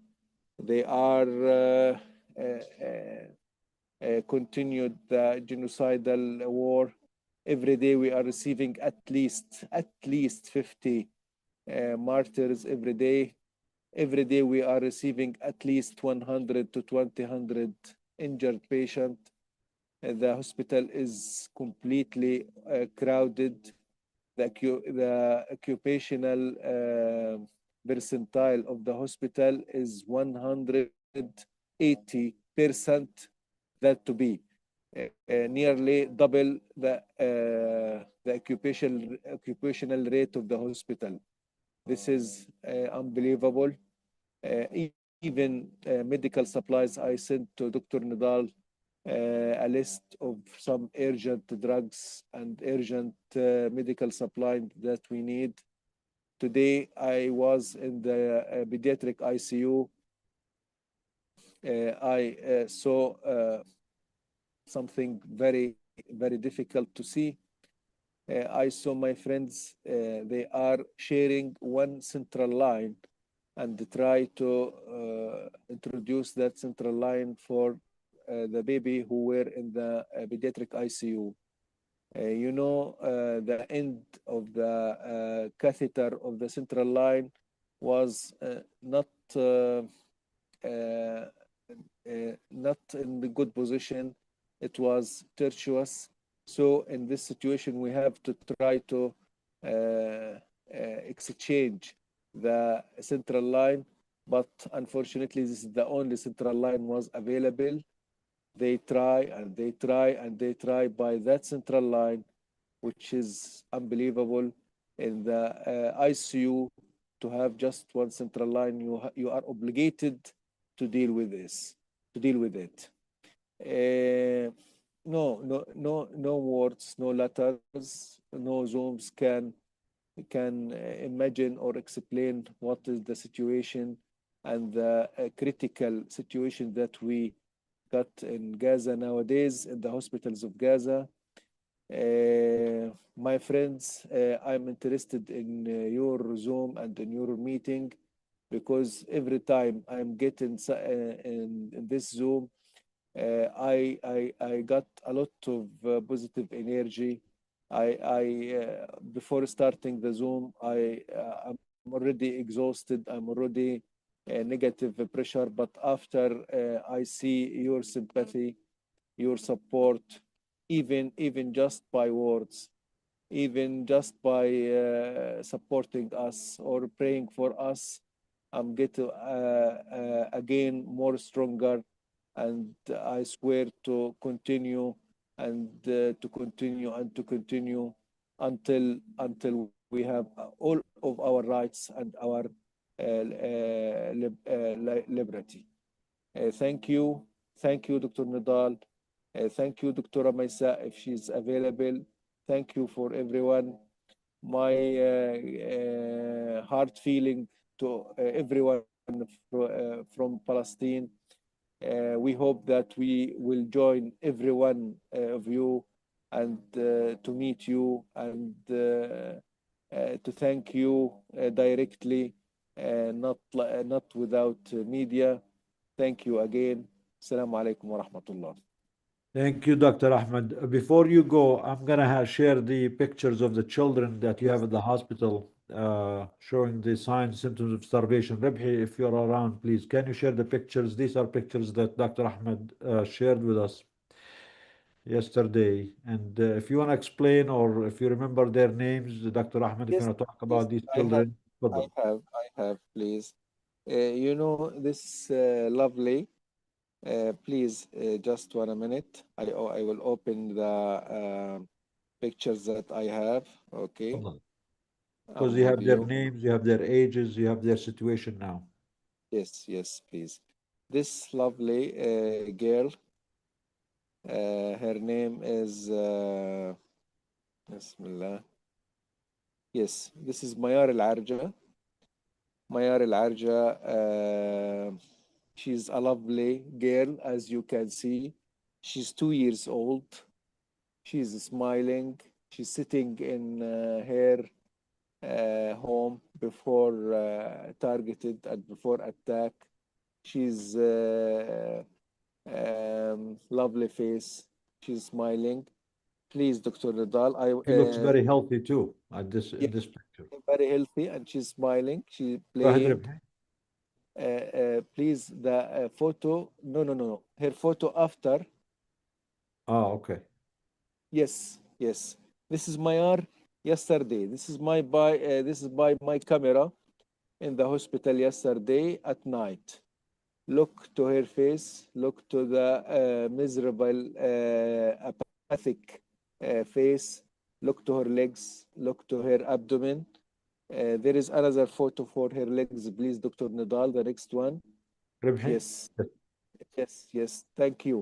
Look to her legs, no muscles, no fats, just bone and skin over it. Yes, no muscles, no fat. She got a severe case of marasmus. If you look to her face in yes, you can see she unable to cry. Her mother, when I asked her, please, I want to see the internal organs, even the baby cannot resist, cannot cry. Just try, she's watching. This is due to shut down metabolism. This is due to apathic features of marasmus and the kwashiorkor. This is due to malnutrition. Again, another example, please, Dr. Nidal. Rebbe. تفضل. No, we want the picture before. The other child, Rebbe. Keep going with the other picture until he finds the right one. Yes. Okay. This one is Amro Muhammad Jihad al-Hams. Amr Muhammad Jihad al-Hams. He was playing. He's a lovely boy. Amro has Fanus Ramadan. This is one of the toys that children in Gaza in Ramadan try to take it. They will open the light in it. It is one of the something nice for them. This is before the starvation. Please, the photos after starvation for Amr. Yes, it's unbelievable. You can't imagine that this photo belongs for that child. He's in very critical situation. He has two things. Amr has malnutrition, but Amr also his family was targeted by the Israeli forces. He's the only survivors. Amr is orphan baby. All of his family was completely targeted in Gaza. They visited relatives for them in Gaza City, and all the family was targeted. He's the only survivors. As you can see, Amr now has severe wasting, severe malnutrition. You can see the thoracic cage. It's just bone and the skin. He also has a brain injury due to shrapnels in the brain. He also has spasticity all over the body, and even he is unable to breathe. So after ventilation, they make for him tracheostomy. Tracheostomy means an opening of the trachea to breathe from it, as you can see in the picture. Amr Muhammad Jihad al-Hams, one of the extreme examples for suffering for children in Gaza. Amr looking around about where is his mother, where is his brothers and sisters, where is his father. All of them, they were completely executed. He's the only survivors, but not healthy. He's survival, the only survival, and he's suffering a lot.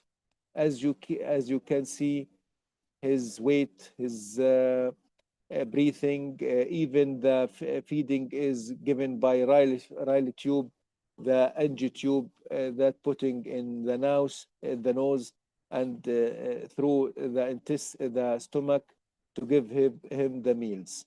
Amr is one of the extreme example of suffering for this innocent child. Please, another picture, Dr. Nidal. Yes, this is for Amr. Next.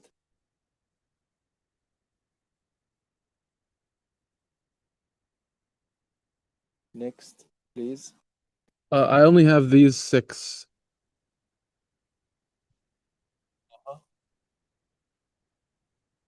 Okay.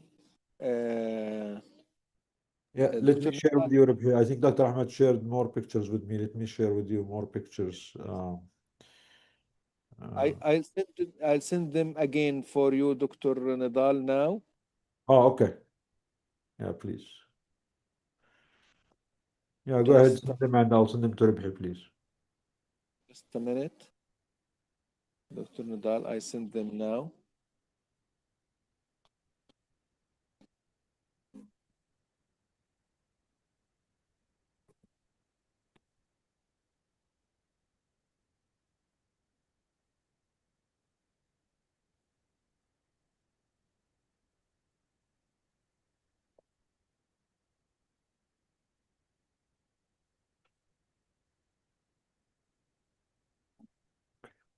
I shared them, Rabhi.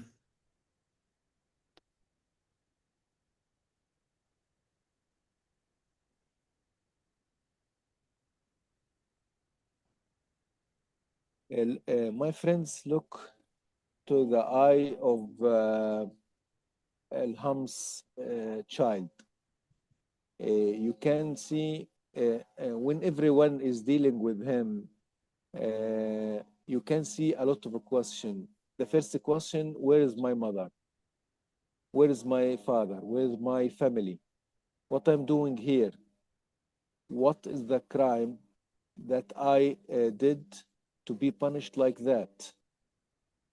You know, when everyone dealing with Amr al-Hams, he's feeling a lot of miserable and a lot of sad inside.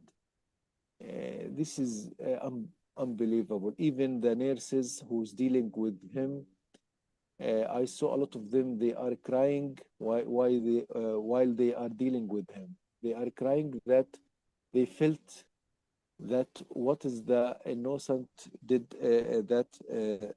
what is the crime that did for this. Okay, again, my friends, this is a lovely girl, Khulud Saeed Shtewi. Khulud is 5 years old. This is before, this is at the beginning of the war. She was in the tent. She was okay. She's healthy. She's laughing. She's in good nutritional and good situation. Please, the second picture, Dr. Nidal. Yes. As you can see, she started to lose weight. She has pitting edema in the lower limbs. We can, the picture, look, her legs, that it is not so thin, but this is edema. This is a fluid extravasation. Actually, there is no fat and there is no muscles. This is fluid due to hypoalbuminemia and hypoproteinemia. We call this kwashiorkor. Next picture, please. Yes. No, that's her too? Yes, that's her. Oh, okay. This, Okay. Khulud also. She, as you can see, very distended abdomen.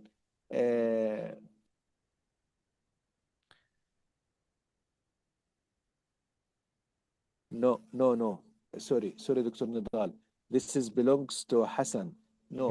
Yeah. This is her picture. Yes. This is Khulud. Thank you, my friend, for correct for me. You can see Khulud, just the ribs and the bone of the thoracic cage. You can see the pigmentation on the skin on the middle of the chest. This is not dirty. Her mother is washing her every time. This is dermatological changes due to severe kwashiorkor. Kwashiorkor, hypoproteinemia, and changes in the skin, and hair changes, and edema all over the body. Yesterday, I visited her in the hospital. I take the photo. She's apathic. She's crying. She's depressed. Even even when food is available, she refused to take food.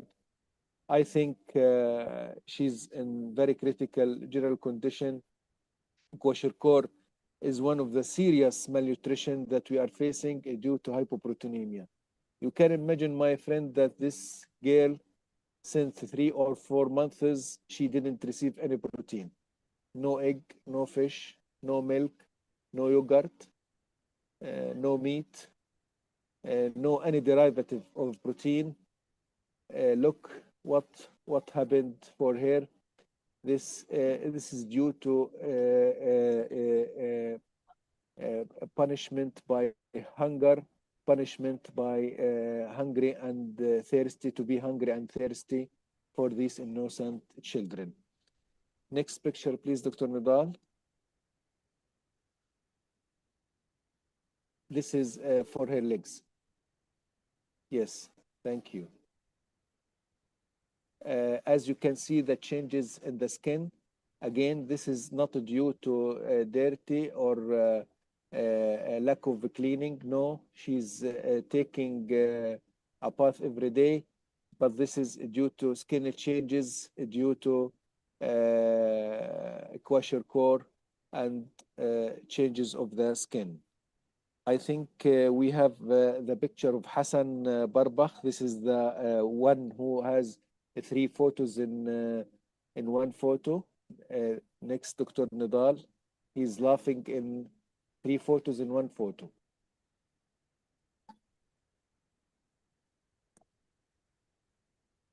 This one. No.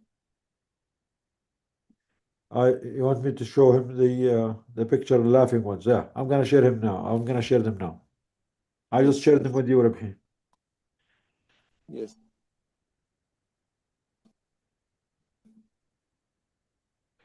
So these are children and cases that you have now in the unit at Nasser Hospital, in the pediatric unit. This is from the field. Even the photos not taken by the media or by journalists or by TV channels. This is by my camera. This is for yes. This is Hassan. This look how lovely is he. He's a lovely baby. He's always he's nearly 2 years. He's always smiling. Even now he's smiling. As he's now oxygen dependent and in very critical general condition. Hassan is one of the extreme examples for the siege and not allowing for critical patient to get outside Gaza. He has Fanconi Bickel, one of the glycogen storage disease.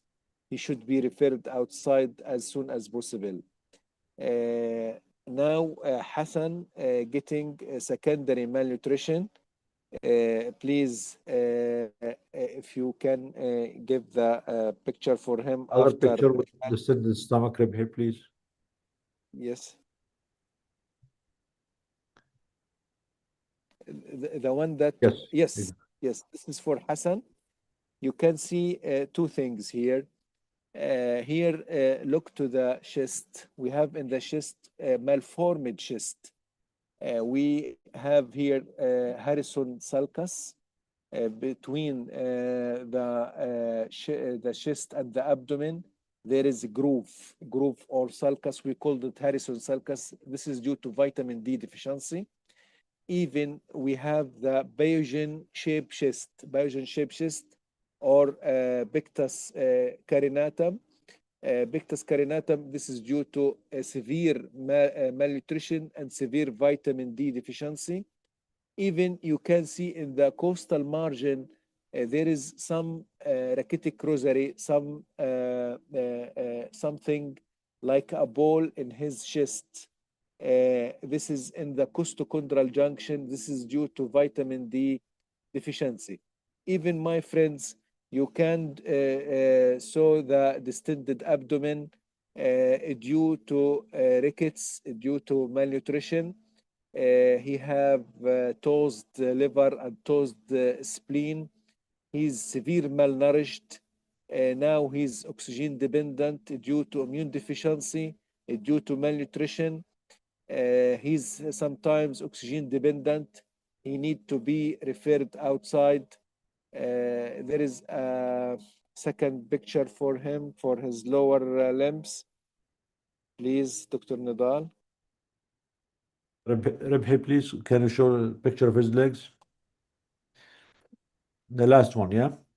Yes, the last one. No. The one No, before, okay. the one before. The one before. This one, Dr. Nadal. Yeah. Rebhi, please, just yes, Yes, this one. this is the lower limbs for him. If you touch his legs, you will see the severe vitamin D deficiency, the broadening and the widening, and Marfan sulcus in the lower limbs. Dr. Nadal and my colleagues, when I'm talking about rickets, rickets is one of the forgotten disease worldwide. When we studied this in Egypt since 25 years ago, we select the cases. The economic status in Egypt is not so good. There is a lot of poverty, a lot of people who are poor, low income. So we expect to see these cases. When we traveled from Egypt to Gaza, everyone told us you will not see a cases of rickets, you will not see a cases of marasmus, you will not see a cases of kwashiorkor, because Gaza is financially the situation is good, and the salaries and the socioeconomic status is accepted, and everyone has relatives in the Arabian Gulf, in Saudi Arabia, in Kuwait, in Emirates, in Qatar. And the food is available, everything, the teaching, the health sector is good. But nowadays, in this period, in this genocidal war, we saw everything. We saw rickets, we saw marasmus, we saw kwashiorkor, we saw hypovitaminosis, we saw scurvy, we saw a peripheral neuropathy due to hypovitaminosis. We saw anemia. We saw everything that we studied in the lectures and in the books since 25 years ago, and we expecting that we will not see this disease in the in new centuries, but we saw it unfortunately again. Thank you. Sorry for being too late. Thank you.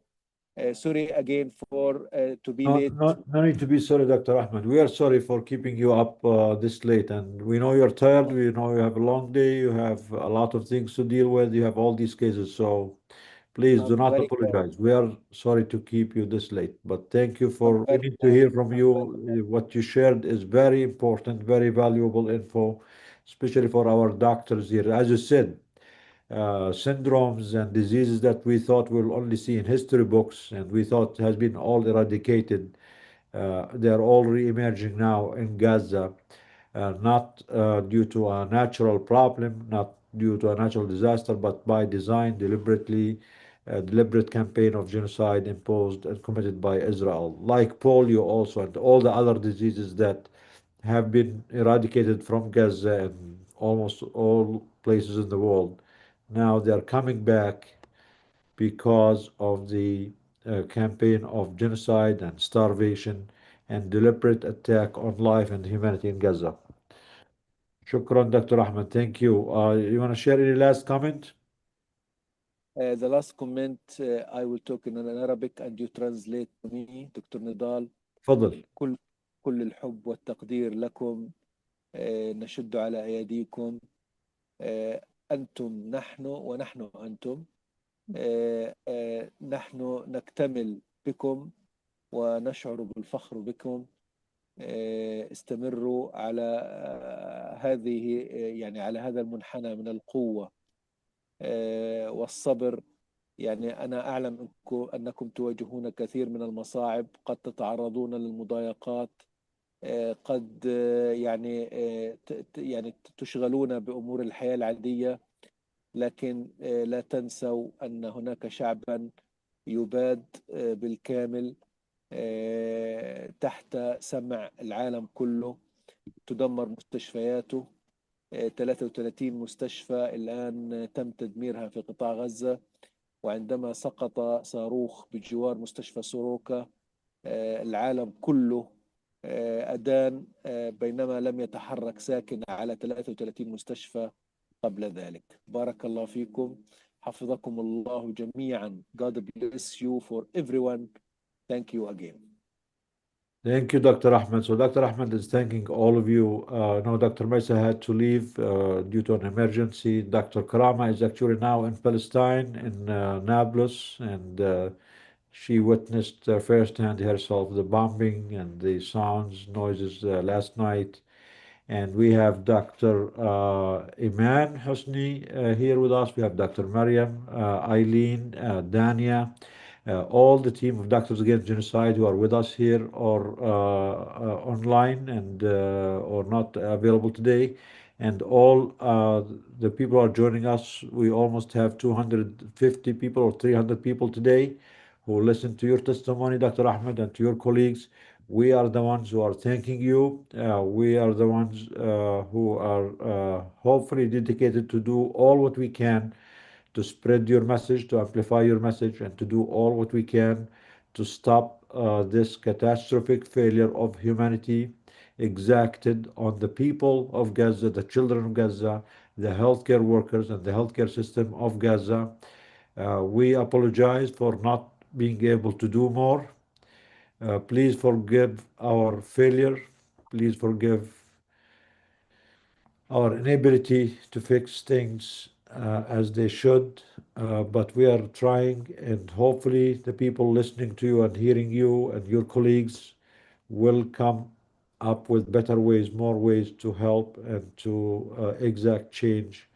We are all in this together, as you said. You are our colleagues, you are our friends, you are our, representatives in Gaza as a healthcare community. So thank you for being on the front lines. Thank you for working 24/7 for the last 21 months without stopping, without abandoning your sacred mission of saving lives, of medicine. And again, you are the one who exemplify for us everything that is good about medicine. We know it's hard, we know it's horrible, but you are the ones who are the true heroes of the medical community who are trying everything they can to save lives and to be there for us.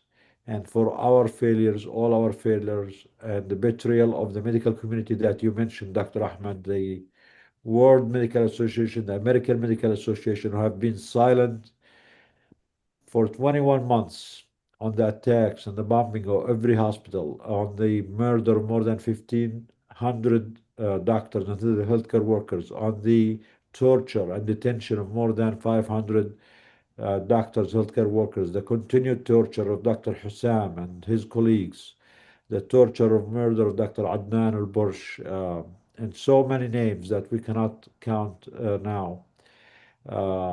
It is our moral obligation as human beings, as doctors, healthcare workers, to keep the voice of Gaza strong, to amplify the message, to try to invite our colleagues wherever they are in the West or the East to please mobilize, please do more. We know the healthcare community, the medical community is a very powerful community in every country they are. All what we need is to stop the complicity and be strong, be brave. And I know that the medical community in any country, if they really lobby, if they really use their voice to pressure their governments, at least to stop the attack on the healthcare system, at least to send aid, medications, supplies to the hospitals, at least to stop this campaign of starvation, at least to allow aid in. We can do that. This is not politics. No one should be afraid of doing this. This is pure medicine. This is pure, uh, you know, moral and legal obligation to save lives. This is our oath that we go to school for. We go to school literally to save lives. And now this is the way to save lives by advocating for the safety of the hospitals, the safety of the healthcare workers, to make sure they have all the supplies they need to stop the attacks on children, because we can save more lives by having a ceasefire now, by allowing aid in, than by sending 1,000 mission a day. No amount of doctors, no amount of missions can save more lives than stopping the constant attack and the bombing and the deliberate starvation of a whole people. So please use your voice. Be a true healthcare worker, be a true doctor by advocating for life, for saving lives. And again, our job does not end at the bedside. We can save more lives by advocating these days against these crimes than what we can do by going to operating rooms, than by stitching wounds, than by using the stethoscope. Our voice is the medicine now. It is the vaccine. It is what can save more than anything else. One day less of this genocidal war can save more lives than what we can do for a whole year. So thank you, Dr. Ahmed, for being with us. We know it's late. We're going to talk to our colleagues here. We have the doctors here. We're going to brainstorm with them their reflection of what they heard today. What can we do? We do have an upcoming day of advocacy to DC this coming Wednesday, June 25th. Many of our colleagues are going there. We're going to meet our elected officials there in DC, and we are going to make sure that your voice, the voice of your colleagues, the voice of your patients that you shared with us, we are going to make sure that they will hear about it, they will see it, we will share it with every one of them, and we will demand that they meet their obligation to their constituents and to humanity, and to stop using our money, our tax money, to send more bombs, instead to send more food, more medication, and to stop the war, stop the genocide, stop the bombing. Thank you, Dr. Ahmed. Anyone has any questions for Dr. Ahmed before he leaves, please? Mariam, Dania, any questions? Iman?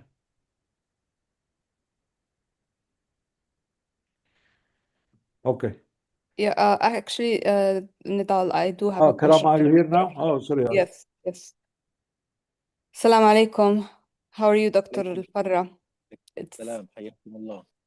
uh, always honored and proud to hear you and learn from you. MashaAllah, you're such an amazing pediatrician. Thank you, my friend. I appreciate. Uh, so some of the questions that came from the audience is the patients of Gaza who have been evacuated. Are you in touch with those patients? Do you know what conditions they are in? And is there a way to support people who evacuated? And what is the status on evacuation for some of the children, like the children you described? You mean the children who were evacuated outside Gaza? Already, yes. Uh, uh, they are, we can't keep in contact with them, Yes. but we try to contact among media and some journalists. For example, we have a famous child who has severe malnutrition. He is nowadays in Italy. The journalist and the media, they have personal connection with his family, and they contact with him. They send some photos for him. We try to get information about newly medical steps that were offered for him. Newly investigation was done for him. This is we can't even sometimes we don't know where the evacuated cases go. Some of them they go to Italy, some of them go to El Emirat, some of them go to Egypt. Even my friend, my colleague, sometimes the countries that they will go for, they make some of limitation of connection with Gaza.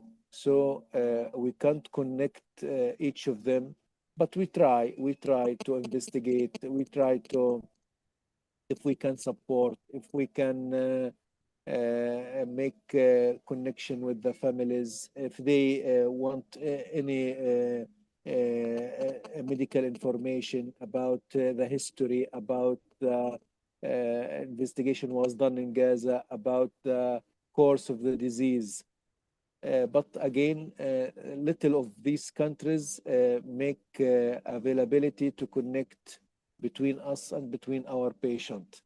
Even sometimes there is, unfortunately, I want to tell you this is frankly, in some countries, I don't want to mention them, they put isolated and they didn't receive the actual and need for demand for medical intervention.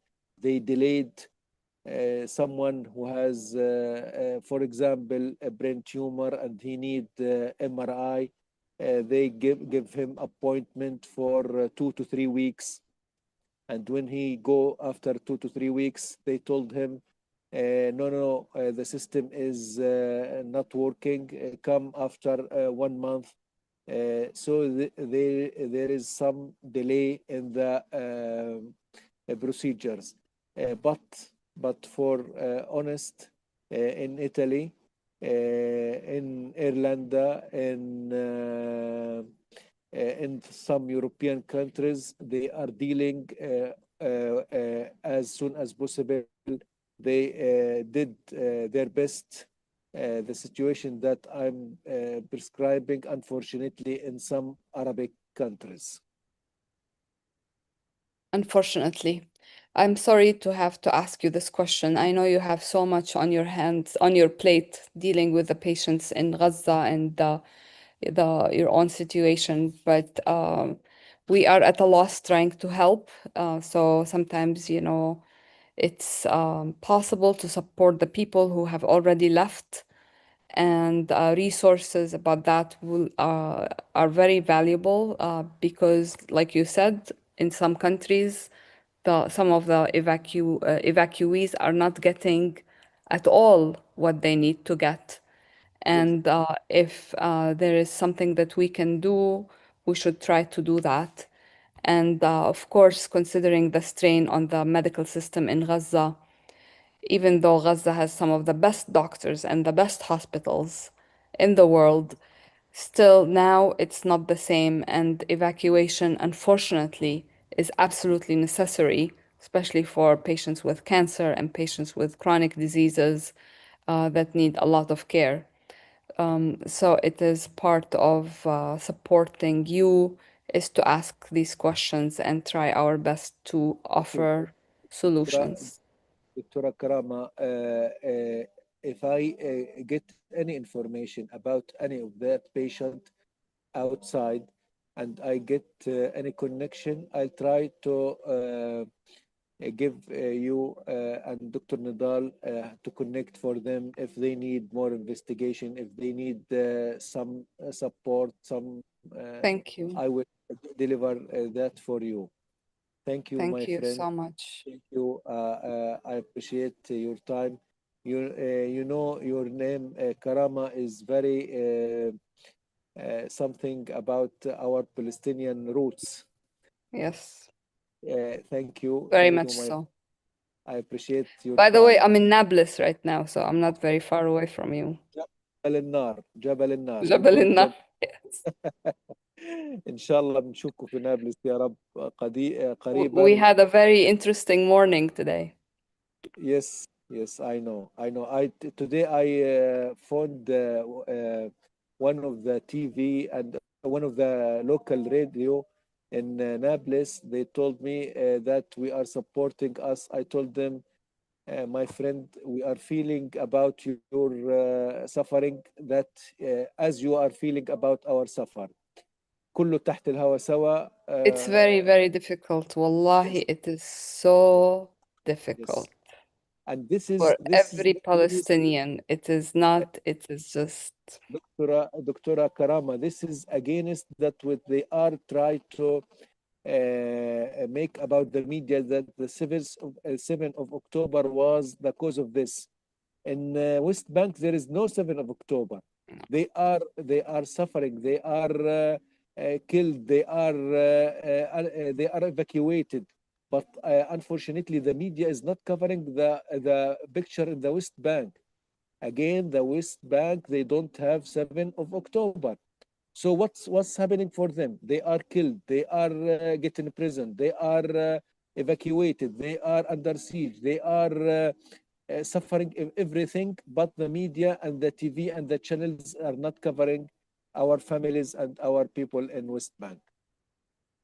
Yes, it's very difficult. Every single city in the West Bank, every single refugee camp, every single village is completely besieged.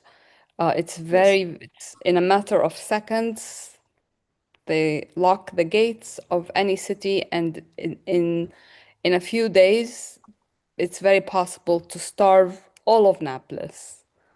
Or, That's right. few days ago, there was no fuel. Yes. No fuel, so the cars were just standing by, not moving because they wouldn't let fuel in. And, a friend of mine, her son was picked from their house, taken and beaten by IDF just to teach him a lesson. And Oh my that's God. one of many. That's just somebody that I know. So it's a very humiliating and very difficult situation to bear. And I can see it in the faces of everybody that I see in the West Bank. It's just everybody's exhausted. Not only are we not able to prevent the genocide in Gaza, but we are experiencing our own threats and our own difficulties that, it's a very scary thing. Yes. It's a We very, hope very scary and that this will be end threats as soon. everywhere. Yes, we hope that this will be end in Gaza and in West Bank for Inshallah. our people, inshallah. We hope that we will meet you, inshallah, in Ya Al-Aqsa, Rab. in Nablus, in Gaza. This is our land. We are the stone of this country. We will not leave. If water is coming, it will come and go out, but the stone of that valley or that river will stay. As Dr. Al-Borsh mentioned before, he was targeted from the prisoners. My best regards for our family in West Bank and in Nablus. I have friends in West Bank. We studied in Syria with each other. I'm in touch with them. They told me that we are living in very critical condition. Our trees are burned by the Israeli soldiers. You can get outside your home and you see your car is burned. They are burning and destroying everything. They want to evacuate the Palestinian people from their lands. but this will not happen, inshallah. This is our land, and we are planting, we are a part of this land. They will be unable to remove us because it's very difficult for them. And it is too late for them to do that. Thank you, my friend. I will keep in touch. I'll try to provide everything about our patient outside. Thanks for everyone in this meeting. Again, I get a lot of energy, a lot of sympathy from you. Hope to see you next week in best condition. My heart feeling for every one of you. Thank you again. الله يسعدك يا دكتور على كلامك اللطيف وعلى روحك الرائعة. شكرا. الله يسعدك يا رب. حياكم الله. شكرا شكرا. أشوفكم على خير إن شاء الله. الله يسعدك. شكرا. تصبحوا على خير دكتور أحمد، يعطيك العافية والله يحميكم والله يقويكم، وإن شاء الله الفرج قريب. نستودعكم الله الذي لا تضيع ودائعه إن شاء الله. السلام آمين إن عليكم. شاء الله. يلا تصبحوا على خير، يعطيك العافية. Thank you. Okay, DAG team. Who wants to go first, please? Karama, you wanna say anything? What's happening in Nablus, and then we go. Yeah, I was just, saying how it's a very difficult life. Everybody's so afraid for their children. They're afraid for their livelihood. The demolitions of the homes is has spiked. Tul Karem, which is a city in the north of Nablus, the streets have been completely destroyed. You cannot drive on the streets because the IDF comes with bulldozers and turns the streets into rubble. And Jenin and Tulkarem, there are over 40,000 people that have been displaced from their homes because the homes have been demolished or the people are not allowed to go to their houses. And no one's talking about it. I mean, if I didn't really follow some of the news, no, I wouldn't know. And obviously, because of what is happening in Gaza, it's almost embarrassing to talk of anything else. But the reality is that nobody can live like this. Everybody is so sick. People who are, in their 40s and their 50s have chronic diseases, have hypertension, have metabolic disorders. They're overweight. It's very difficult to exercise. It is very difficult to sleep. It is very difficult to be healthy. It's very difficult to parent your children when you know that at any moment things can turn upside down for them and you have no recourse to protect them. It's just the degree of the denial of human rights that Palestinians experience is unprecedented. So, yes, it's very easy to lose hope, but the only human way is to keep fighting together against this. I agree. Thank you, Karama. And I know it's tough. It's very hard. Stay Yeah. safe, inshallah. I'm very exhausted. It's Wow. hard. Yeah. Okay.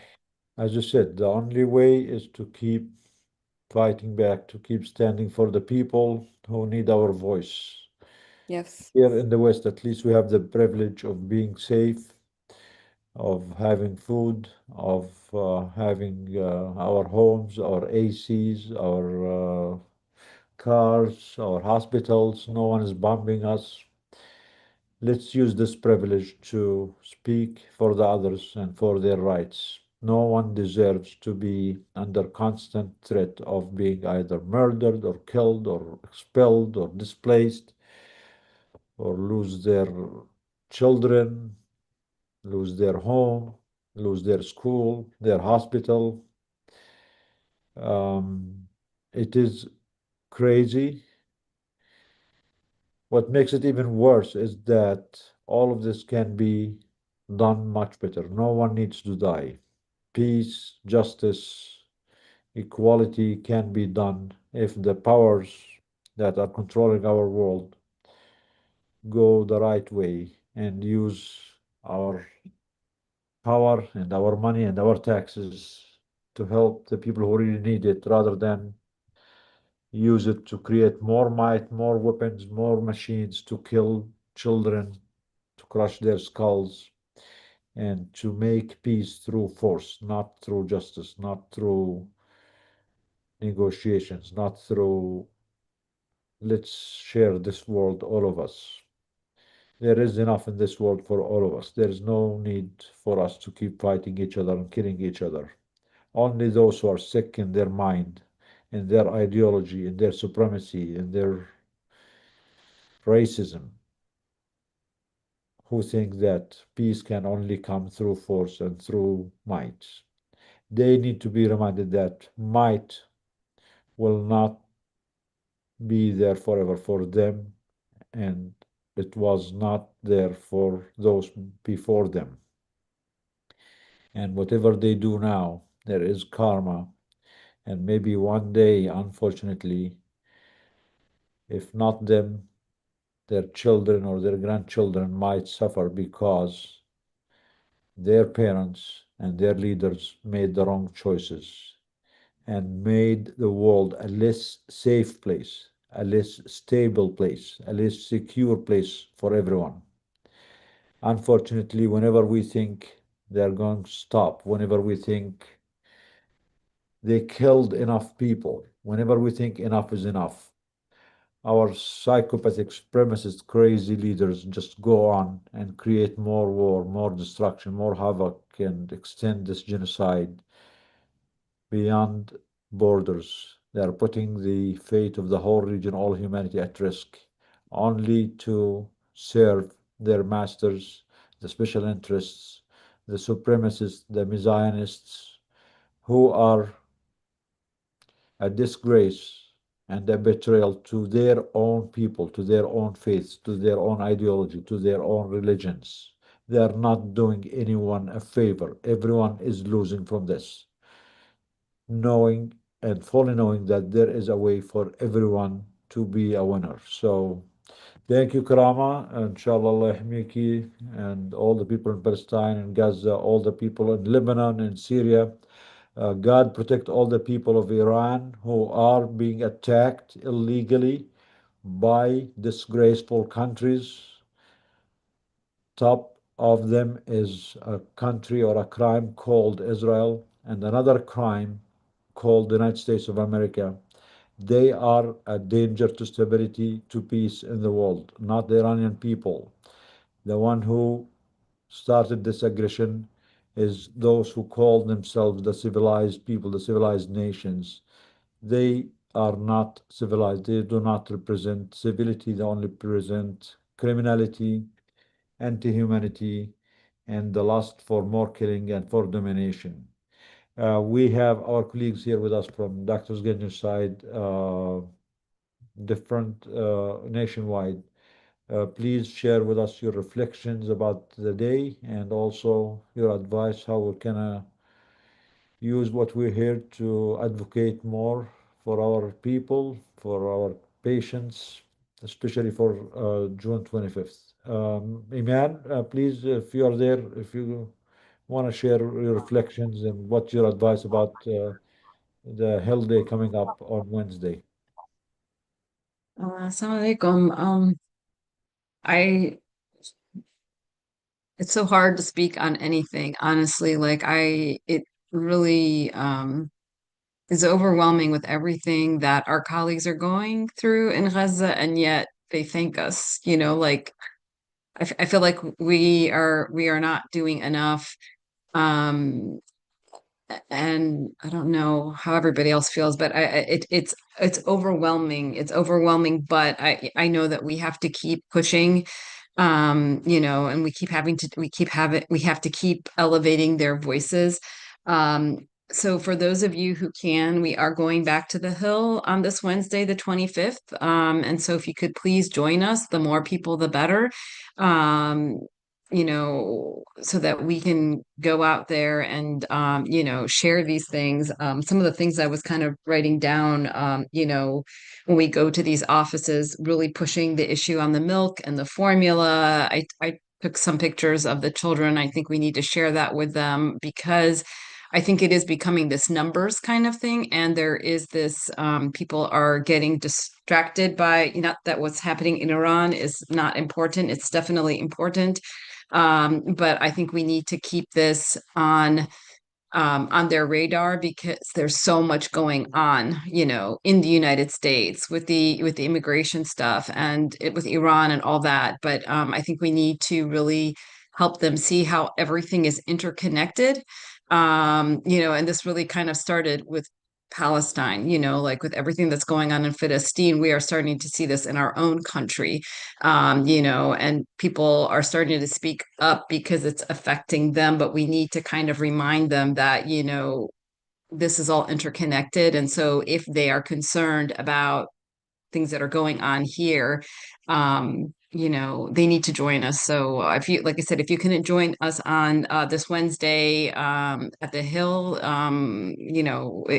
we would love for you guys to join us.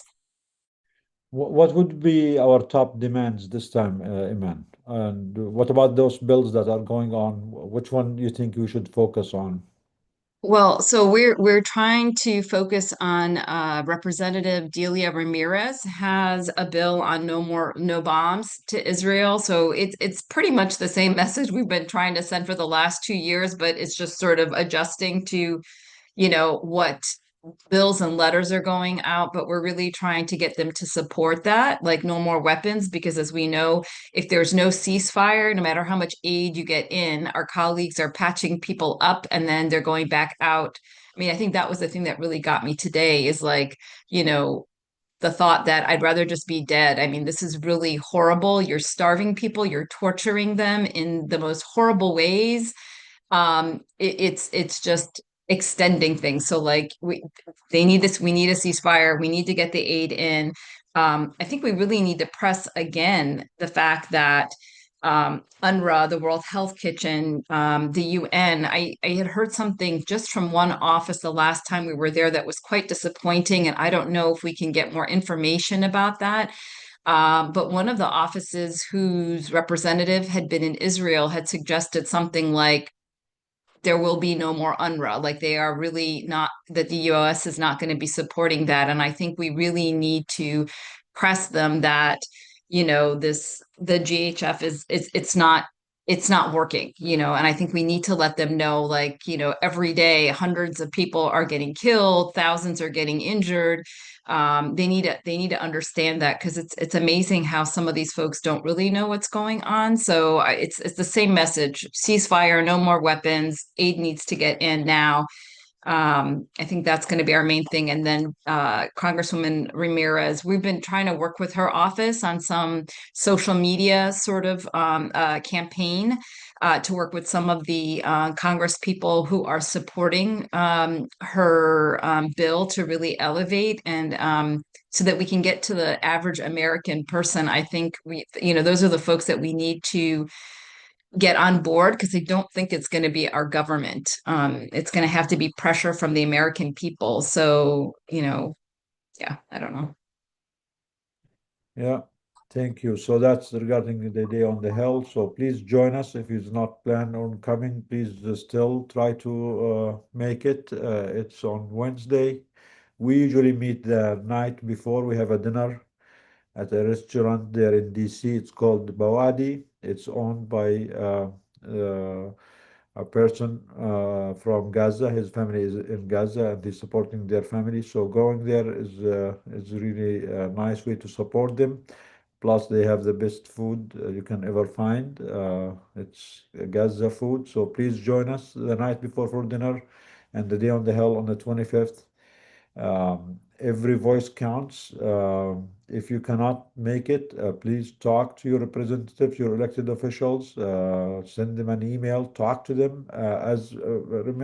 Maybe to remind people, please call them. Calling is the most important way to have an impact with these people. Just sending letters or emails or petitions, it's easier for them to ignore those or just not respond to them or respond too little too late. But when you call them, you're putting them on the spot and they're forced to talk to you and spend time to you and also to report to their senator or representative. So if you can join us, that would be great. If not, please call your elected officials, every single one of them, every day, few times a day.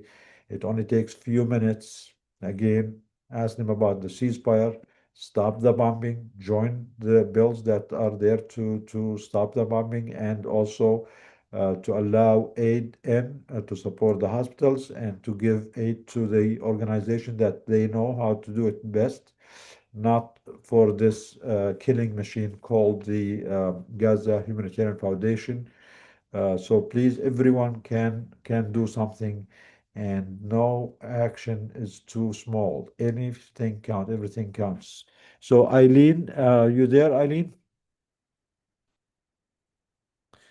You are muted, please. Hi, I am. I'm here. Thank you, Thanks. Eileen. Yeah, what's your reflection? What do you think? What should we do? Ooh, just, as always, listening to the voices of the people on the ground doing the work that they do in Gaza is humbling, to say the least. And thank you for everyone who spoke today. And just in terms of going forward, I think that, for folks like me who can't make it to DC this week, we should really try to take to the streets. There's a lot going on in this country, and we need to keep Palestine at the forefront. We need to show people those pictures of the babies who are being starved while we, live as we live in this filthy country, and just continue to raise awareness. That's all I have. Thank you, Eileen. Dr. Shitab, Mariam? Yeah. So we are still working on a letter campaign to our medical organizations to really reinforce Dr. Ahmed's message about the need for formula. The situation for infants, babies, pregnant mothers, everyone is super dire. So we will finalize that and hopefully get it out to people. And then the key thing is going to be to make sure that people are actually clicking and signing it, or if you have people in your social network, to go and talk to them and get them to click and sign these letters. Because what I see is a lot of people asking us, what do you want me to do? And we tell people every single week, call your elected representative. Like, I don't know if people understand that everyone that is in Doctors Against Genocide, every face they see here, we're all working doctors. We're not doing this full time. No one is getting paid for this. So we literally are appealing to you, whoever is watching these webinars, to pick up the phone and call your elected representative. Like, I don't know how to put that any more nicely. Call, like, you see the news, you're interested enough to tune into these webinars.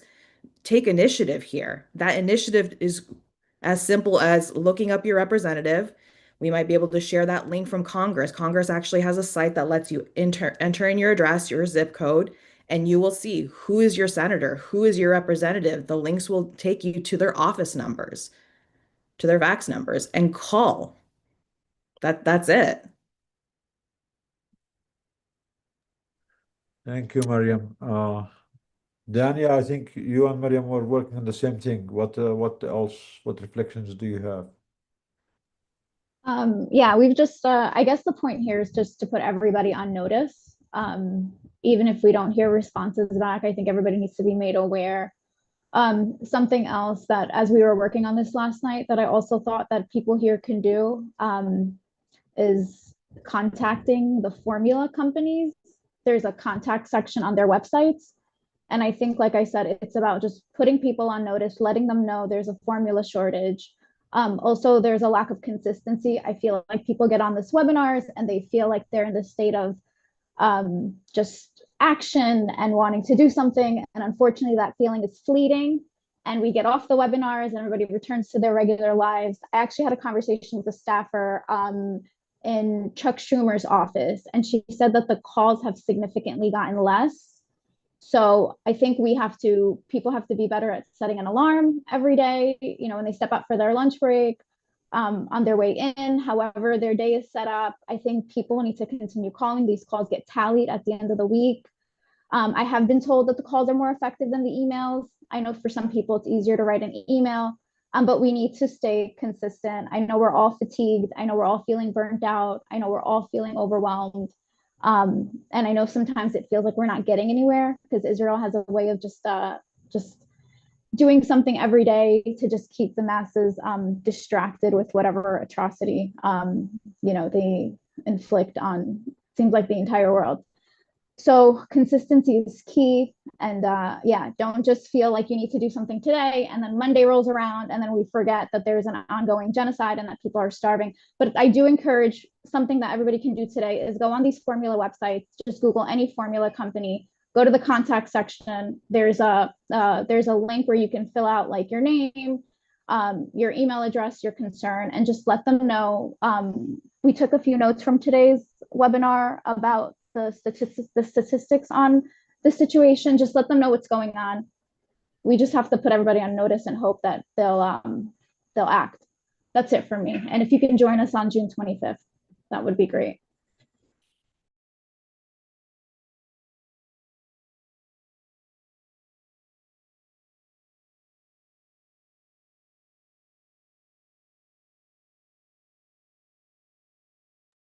Nadal, you're muted. Oh, sorry. Yeah, thank you, Dania. I agree. Yeah, we have to try everything we can. We have to go on the websites of the, baby formula, milk formulas, and report that and ask them to use their voice or their channels to send formula and milk to the babies who are starving in the hospitals of Gaza. Alisa, are you there? Dr. Alisa, New York? Alisa? So Alisa maybe is not hearing us. We have Ribhi Al-Zaro. He is the one who's been running DAG from behind the scenes for almost a year and a half now. He is in the best city in the world now, the greatest city of the world, called Hebron. Maybe just after Gaza and Nablus and Jerusalem and a few other cities. But Ribhi, are you there? Oh, yes, I'm here. You want to share anything from Al Khalil? Yeah. It's a little noisy where I am, so I'm a bit worried, but I was just with Karama like in Nablus, so this past week, and I will say, with the roads closed, the lines for gas, all the taxi drivers are worried about the next time the diesel comes, the next time the gas comes. So it definitely feels like everybody is at the what's it called? Just the whims of the occupation. Um, but I will end on like a happy note because I think that the testament of the Palestinian people is always apparent. People are still smiling. The children are still in the streets playing and running, and alhamdulillah. And like as the doctors from Gaza showed us with their perseverance, like for eternal respect to them, and hopefully we'll be able to visit each other soon in a free Palestine. Thank you, Ribhi. Yes, Free Palestine. Thank you for all the help you've been giving to us, and stay strong and say hello to Al Khalil, all the people of Al Khalil and Nablus and Palestine and Gaza. Alisa, are you there? Dr. Alisa? I think Alisa is not here. I don't know if Karama is still with us. Karama, you have any last comments? Anything to share? Karama? Anyway, let's just close it up. I think as at closing, we are just praying for peace of the world. We are praying for humanity, praying for all the people in the world. We are praying for the people of Gaza and Palestine. We are praying for the people of Iran. We support and defend the right of Iran and the Iranian people and the Iranian nation to defend themselves against the aggressors, the aggression of Israel and the aggression of the United States of America. We defend the Palestinian people right to defend themselves from the occupation, the apartheid, and the genocide that has been inflicted on them for the last 150 years.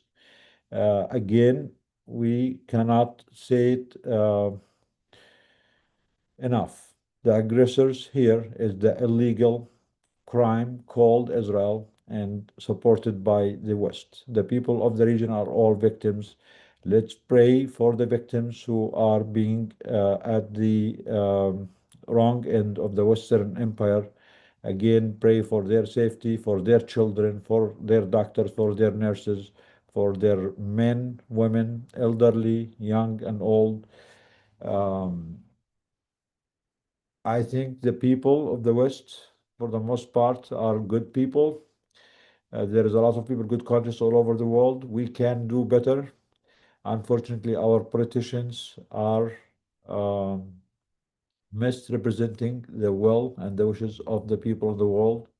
And it is up to us, all of us, each one of us, to speak up, to do all what they can to reclaim our humanity, reclaim our world.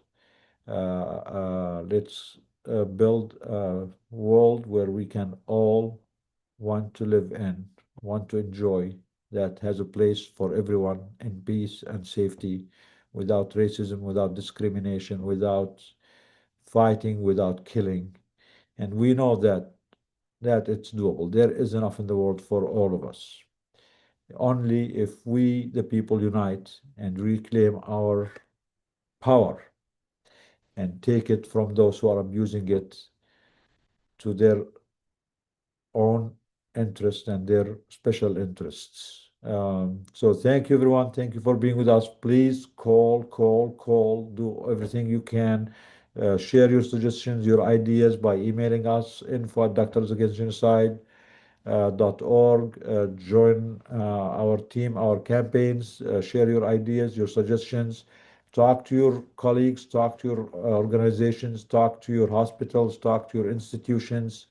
Again, we're not asking for miracles, we're not asking for crazy things. We just want people to do the right thing, which is peace, justice, and the right to life for everyone. Thank you, and we'll see you all next week, inshallah. Inshallah, we will have better news to share next week with you all. Thank you. Have a good day, good evening. Thank you.